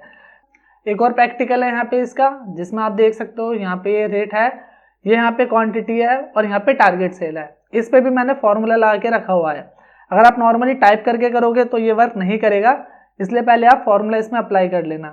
तो यहाँ पे मैंने फॉर्मूला लगाया है। अब हम ये चाहते हैं कि जो क्वांटिटी हमारे पास बुक्स की वो 120 रुपए है। अब हम उसे किस रेट के हिसाब से बेचें कि हमारा जो 2400 या 3000 या 3500 का जो बजट है वो कवर हो जाए। तो हम यहाँ पे रेट निकालना चाहते हैं। अब इसे कैसे निकालेंगे? वापस मैंने टारगेट सेल पे कर्सर रखा, व्हाट इफ एनालिसिस पे आते हैं, गोल सीक पे आते हैं और यहाँ पे गोल सीक में आने के बाद सेट वैल्यू ये हो गई, टू वैल्यू इस बार मैं बजट रख देता हूँ 3500 का, ये रखा। चेंजिंग सेल, कौन सा सेल चेंज होना चाहिए? ये वाला। यानी हमारा 3500 का बजट है, तो किस हिसाब से जो है एक बुक का रेट रखना चाहिए कि 120 क्वांटिटी जो है वो सोल्ड आउट हो जाए। तो यहाँ पे हम करेंगे ओके, जिसके बाद आप देख सकते हो इस तरीके से यहाँ पे जो रेट है वो यहाँ पे आ जाएगा। मैं यहाँ पे ओके कर देता हूँ। तो अगर आप इतना रेट रखोगे तो जो आपकी 120 बुक्स हैं वो सेल हो जाएंगी 3500 रुपए के टारगेट सेल के हिसाब से। इसके बाद यहाँ पे बात करते हैं रेट और प्राइस की। जैसे कि यहाँ पे नॉर्मली अभी हमने एक एक करके निकाला है, बट हमारे पास काफी सारे ऑप्शन है, 120, 160, 150, 240 इस तरीके से रेट हैं और हमें उनके अकॉर्डिंग जो है यहाँ पे प्राइस निकालना है। सबसे पहले हम क्या करते हैं, यहाँ पे आते हैं, इक्वल टू करा 60 मल्टीप्लाई बाय 40, एंटर किया। अब यहाँ पे 60 मल्टीप्लाई बाय 40 किया तो यहाँ पे 2400 का प्राइस होगा। अगर जो यहाँ पे रेट होगा 60 रुपए तो उसके हिसाब से 2400 का बिल होगा। अब यहाँ पे मैं पूरे को करता हूँ सेलेक्ट। अब यहाँ पे 120 के हिसाब से रेट है तो क्या प्राइस होगा, 160 के हिसाब से रेट है तो क्या प्राइस होगा, 150 के हिसाब से रेट है तो क्या प्राइस होगा, और अगर 240 के हिसाब से रेट है तो क्या प्राइस यहाँ पे होगा। ये चीजें निकालनी है हमें। इसके बाद वापस व्हाट इफ एनालिसिस में आते हैं। यहाँ पे हमें आना है डेटा टेबल में, और डेटा टेबल में आने के बाद हमें क्या करना है, यहाँ पे जो कॉलम इनपुट सेल है इस पर क्लिक करना है और यहाँ पे जो 16 है इस पर क्लिक करना है। जैसे हम यहाँ पे करेंगे ओके, ओके करने के बाद आप देख सकते हो इस तरीके से सबका प्राइस यहाँ पे आ जाएगा। यानी अगर आपकी बुक का रेट 120 रुपए है तो टोटल प्राइस 4800 हो जाएगा। अगर 160 रुपए रेट है तो 6400 यहाँ पे इसका प्राइस हो जाएगा, और अगर 150 आपकी बुक का रेट है तो यहाँ पे 6000 हो जाएगा, और अगर 240 रुपए रेट है बुक का तो टोटल कितना हो जाएगा यहाँ पे 9600 रुपए। तो इस तरीके से जो है आप इन सब चीजों को गोल सीक की मदद से या डेटा टेबल की मदद से कर सकते हो। इसके बाद अगला ऑप्शन आता है फोरकास्ट शीट। अब फोरकास्ट शीट पे आ जाते हैं। यहाँ पे मैंने डेटा बनाया हुआ है जिसमें हमारे पास यहाँ पे मंथ है स्टार्टिंग के 1 2 3 4 5 6, यानी जनवरी, फरवरी, मार्च, अप्रैल, मई, जून। मैंने यहाँ पे जो मंथ है उन्हें टाइप इसलिए नहीं किया है जैन फेब करके, क्योंकि फोरकास्ट जो होता है ना ये ऑप्शन नंबर्स को ही कैरी करता है। अगर मैं यहाँ पे मंथ्स के नाम लिख दूंगा तो ये ऑप्शन वर्क नहीं करेगा। इसके अलावा यहाँ पे ये रेवेन्यू है इसका, पहले मंथ में इतना रेवेन्यू है, दूसरे मंथ में इतना, तीसरे में इतना, चौथे में इतना, पांचवें में इतना और छठे में इतना। तो अभी तो हमारे पास 6 महीने का डेटा है, लेकिन आगे कंपनी किस तरीके से परफॉर्म करेगी, अप जाएगी, डाउन जाएगी, किस तरीके से कंपनी जो है आगे कंपनी का फ्यूचर होगा, तो वो चीजें हम फोरकास्ट शीट की मदद से कर सकते हैं। यहाँ पे मैंने डेटा को सेलेक्ट किया इतना, फोरकास्ट शीट पे क्लिक करते हैं। क्लिक करने के बाद आप देख सकते हो इस तरीके से यहाँ पे जो है एक छोटा सा चार्ट बन के आ रहा है। यहाँ पे मैं करता हूँ इसे क्रिएट। जैसे मैं क्रिएट करूंगा ना तो इसकी एक अलग शीट बन के आ जाएगी। क्रिएट पे मैंने क्लिक किया, जिसके बाद आप देख सकते हो यहाँ पे एक अलग शीट बन के आ गई है। अब मैं इसे करता हूँ यहाँ से क्लोज। क्लोज करने के बाद यहाँ से इसे ऐसे पकड़ के रख लेता हूँ। ठीक है, दिख रहा होगा आई होप आपको। अब हमारे पास स्टार्टिंग में सिर्फ 6 मंथ का डेटा था। यहाँ पे 38,000, 45,000, 23,000, 61,000, 73,000 और 48,000। यहाँ पे 6 महीने का डेटा है, उससे आगे का तो डेटा है नहीं हमारे पास। अब अगर कंपनी इसी तरीके से परफॉर्म करेगी ना तो 7वें महीने में किस तरीके से उसका रेवेन्यू आने वाला है वो यहाँ पे शो होता है। आप देख सकते हो 68,864 रुपए रेवेन्यू इसका यहाँ पे आ गया। और अगर बात करें 8वें महीने की तो 8वें महीने में है 74,006 रुपए। इसके अलावा अगर कंपनी जो है डाउन जाती है तो कितना डाउन जा सकती है वो यहाँ पे आपको देखने को मिल जाता है। 6ठे मंथ तक तो यहाँ पे है। 7वें महीने की बात करें तो 7वें महीने में 41,626 रुपए, और यहाँ पे बात करें 8वें महीने की तो 8वें महीने में 46,768 रुपए। ये होगा हमारा 8वें महीने का। और अगर कंपनी अप जाती है यानी प्रॉफिट में जा रही है तो किस हिसाब से प्रॉफिट में जाएगी वो आपको यहाँ पे देखने को मिल जाता है। तो अगर कंपनी मैक्सिमम प्रॉफिट में जाएगी तो वो आपको यहाँ पे देखने को मिलेगा। 7वें महीने में कंपनी 96,102 रुपए प्रॉफिट में है। और बात करें 8वें महीने की तो 8वें महीने में 1,01,244 रुपए, इतनी कंपनी जो है वो प्रॉफिट में होगी। अब यहाँ पे जो चार्ट आ रहा है इस चार्ट के यहाँ पे भी मैं चीजें आपको समझा देता हूँ। जैसे कि आप देख सकते हो सबसे पहले जो स्टार्टिंग हुई है वही है 38,000 से, तो यहाँ पे 38,000 है, फिर 45,000 पे गया ये, फिर 23,000 पे नीचे आ गया, फिर 61,000 पे ऊपर और फिर 73,000 पे ऊपर। इसके बाद 6ठे महीने में ये कहाँ आ गया 48,000 यहाँ पे। अब हमारे पास तो इतना ही डेटा था। यहाँ पे जो लाइंस आ रही है ना, यहाँ पे एक देखो थोड़ी सी पतली है ऊपर साइड में, फिर यहाँ पे थोड़ी सी थिक है, फिर यहाँ पे दोबारा पतली है डाउन साइड में। इसका मतलब क्या है, तो ये जो ब्लू वाली है तो नॉर्मल रेवेन्यू वाली है जो हमने टाइप किया था। इसके बाद यहाँ पे ये जो वाली है फोरकास्ट वाली जो आप देख सकते हो थोड़ी सी थिक है, ये क्या है, अगर हमारी सेल इसी तरीके से चलेगी तो किस हिसाब से हमारी सेल आएगी या रेवेन्यू आएगा वो आप यहाँ पे देख सकते हो। इस तरीके से अपने आएगी जो आप यहाँ पे भी देख सकते हो जो मैंने बताया था। इसके अलावा यहाँ पे बात करें लोअर की, अगर जो सेल है या रेवेन्यू है वो कम जाएगा तो कितना कम जाएगा, तो यहाँ पे आपको देखने को मिल जाएगा। यहाँ पे अगर डाउन जाएगा तो इतना आएगा और उसके बाद जाएगा तो इतना आ जाएगा। इसके बाद अगर बात करें अपर की, तो अपर कितना जाएगा, अपर के लिए यहाँ पे आओ, देख सकते हो यहाँ से ये पूरा इस तरीके से ऊपर जा रहा है और फिर यहाँ पे इस तरीके से आगे जा रहा है। तो फोरकास्ट की मदद से जो भी आपकी कंपनी है उसकी जो सेल है रेवेन्यू है उसे आप फोरकास्ट कर सकते हो कि भाई हमारे पास अभी इतने मंथ का डेटा है या इतने दिन का डेटा है, आने वाले टाइम में जो हमारे पास डेटा है उसके हिसाब से कंपनी प्रॉफिट में जाएगी, लॉस में जाएगी, किस तरीके से कंपनी परफॉर्म करेगी, वो चीज़ जो है आप फोरकास्ट शीट की मदद से कर सकते हो। इसके बाद बात करते हैं अगले ऑप्शन की जो है आउटलाइन ऑप्शन। अभी ऑप्शन चल नहीं रहे, क्यों नहीं चल रहे, क्योंकि भाई इसके हिसाब से डेटा होना चाहिए तभी तो चलेंगे। तो इसके लिए यहाँ पे हम डेटा ले लेते हैं आउटलाइन वाला। अब यहाँ पे हमारे पास देखो सेल्समैन नेम है, स्टेट है, सेल्स है, ये तीन चीज़ें हमारे पास। अब एक चीज़ आप नोटिस करो, स्टेट में हमारे पास कितने स्टेट हैं, दिल्ली, इसके बाद हरियाणा और इसके बाद यहाँ से पंजाब, तीन स्टेट हैं और तीन स्टेट में जो है यहाँ पे सेल है। अब हमें क्या करना है कि सिर्फ दिल्ली वाली सेल देखनी है, इन्हें सेपरेट करना है, या फिर हरियाणा वाली या फिर पंजाब वाली जो सेल है उन्हें सेपरेट करना है। तो अगर हम नॉर्मली सेपरेट करेंगे तो इसमें हमारा टाइम जाएगा, तो हम क्या कर सकते हैं, स्टेट को करेंगे सेलेक्ट किया और यहाँ पे आ जाएंगे आउटलाइन में, तो हमें ऑप्शन मिल जाता है ग्रुप का। ग्रुप पे क्लिक करेंगे और यहाँ पे जैसे ग्रुप पे क्लिक करेंगे तो अब यहाँ से हमें क्या करना है, रो पे क्लिक करके ओके, क्योंकि ये रोज है ना सारी इसकी स्टेट की, ओके करना है जिससे कि ये सेपरेट हो जाएंगे। अब अगर यहाँ पे मैं माइनस पे क्लिक करता हूँ तो आप देख सकते हो यहाँ से जो है दिल्ली वाला डेटा हट चुका है, और अगर मैं प्लस पे क्लिक करूँगा तो इस तरीके से दिल्ली वाला डेटा यहाँ पे आ जाएगा। तो यहाँ पे आप देख सकते हो एक तरीके से हमने इसे ग्रुप बना दिया है जो भी हमारा दिल्ली वाला डेटा है। तो यहाँ पे अगर माइनस करोगे तो ये हाइड हो जाएगा, प्लस पे क्लिक करोगे आ जाएगा। वापस आते हैं आउटलाइन पे, अनग्रुप करना है तो यहाँ पे आप अनग्रुप कर दो तो ये अनग्रुप हो जाएगा, ओके करो तो यहाँ से अनग्रुप हो गया। इसके बाद आपको जैसे करना है पंजाब में, तो पंजाब के लिए यहाँ सेलेक्ट किया मैंने पंजाब। वापस आते हैं यहाँ पे आउटलाइन में, ग्रुप किया मैंने इसे तो ग्रुप हो गया। ये भी रो लेना ध्यान से क्योंकि ये रो में है सारा डेटा, ओके किया। अब आप देखो माइनस किया, हट गया सारा ये पंजाब वाला। इसके बाद प्लस पे क्लिक करेंगे तो ये आ जाएगा। हटाना है तो वापस आओ यहाँ पे अनग्रुप कर दो, हट जाएगा, अनग्रुप किया हट गया ये, ओके करूँ बस। इसके अलावा यहाँ पे जो अगला ऑप्शन आता है वो है सब टोटल। अब अगर आपको हर स्टेट का सब टोटल चाहिए, जैसे दिल्ली है तो दिल्ली का यहाँ पे खत्म हो गया डेटा, इसके बाद यहाँ पे दिल्ली का सब टोटल आ जाए।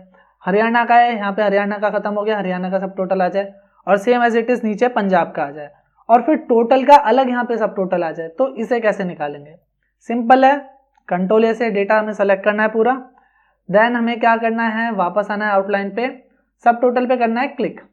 सब टोटल पे क्लिक करोगे तो जो आप यहाँ पे सब टोटल दिखाना चाहते हो वो किसके बिहाफ पे दिखाना चाहते हो, सेल्स के बिहाफ पे, और यहाँ पे हमें क्या ले लेना है, स्टेट, ठीक है। तो यहाँ पे स्टेट के बिहाफ पे जो सेल है हम उनके बिहाफ पे दिखाना चाहते हैं सब टोटल। अब जैसे ही करेंगे हम यहाँ पे ओके करने के बाद आप देख सकते हो यहाँ पे दिल्ली स्टेट है और यहाँ पे दिल्ली का क्या है, टोटल आ गया 42,300 रुपये। फिर नीचे आते हैं, यहाँ पे हरियाणा है, हरियाणा का टोटल कितना हो गया, 51,490 रुपये। फिर नीचे आते हैं, यहाँ पे पंजाब है, पंजाब का टोटल कितना हो गया, 36,800 रुपये। और ये जो हमारे टोटल जितने भी स्टेट हैं इनका ग्रैंड टोटल देखें तो यहाँ पे होता है 1,30,590 रुपये। इसके अलावा अगर आप हाइड करना चाहते हो तो यहाँ से आप हाइड भी कर सकते हो, यहाँ पे क्लिक करो माइनस पे, ये हो गया हाइड, जैसे कि देख सकते हो हरियाणा की डिटेल हाइड हो गई। प्लस पे क्लिक करोगे आ जाएगा, यहाँ पे इसकी हाइड करनी है पंजाब की, क्लिक करोगे पंजाब की डिटेल हाइड हो जाएगी। इसके बाद वापस यहाँ पे क्लिक करो, प्लस पे आ जाएगी। तो इस तरीके से आप ये सारी चीज़ें कर सकते हो। इसके अलावा वापस यहाँ पे आते हैं शो डिटेल और हाइड डिटेल, जैसे कि यहाँ पे हाइड करेंगे तो यहाँ पे आप देख सकते हो डिटेल हाइड हो गई है सबकी, शो डिटेल करोगे तो सबकी आ जाएगी। इसके अलावा मैं यहाँ कर्सर रखता हूँ, जैसे कि मैंने हरियाणा वाला सेलेक्ट किया, आउटलाइन में आके मैं करता हूँ यहाँ से हाइड, तो आप देख सकते हो हरियाणा वाला हाइड हो चुका है, जो कि नॉर्मली आप यहाँ से भी करते हो, और वापस आप करोगे शो तो ये शो हो जाएगा। तो ये सारी चीज़ें जो हैं आप आउटलाइन की मदद से यहाँ पे कर सकते हो। ये तो यहाँ पे फिलहाल छोटा डेटा है, लेकिन अगर आपके पास बड़ा डेटा है, काफ़ी बड़ा 500,000 लोगों का, तो वहाँ पे आप आउटलाइन का यूज़ कर सकते हो और बड़ी आसानी से जो स्टेट वाइज सेल है उन्हें चेक कर सकते हो, टोटल सेल है उन्हें चेक कर सकते हो। साथ ही अगर आप ग्रुप क्रिएट करना चाहो तो आप ग्रुप भी क्रिएट कर सकते हो। तो ये सारी चीज़ें जो है हम आउटलाइन की मदद से कर सकते हैं। आई होप दोस्तों अब आपको क्लियर हो गया होगा कि किस तरीके से हम एक्सेल में डेटा टैब में वर्क करते हैं, अपने डेटा को मैनेज करते हैं, शॉर्ट करते हैं, फिल्टर करते हैं या डेटा को एनालाइज करते हैं। ये सारी की सारी चीजें हम डेटा टैब में बड़ी आसानी से कर सकते हैं। अगर आपके दिमाग में डेटा टैब से रिलेटेड कोई भी डाउट है तो नीचे कमेंट बॉक्स में हमें जरूर मेंशन करें। वीडियो अच्छी लगे तो इसे लाइक और शेयर जरूर करें। मिलते हैं नेक्स्ट वीडियो में, तब तक के लिए थैंक यू।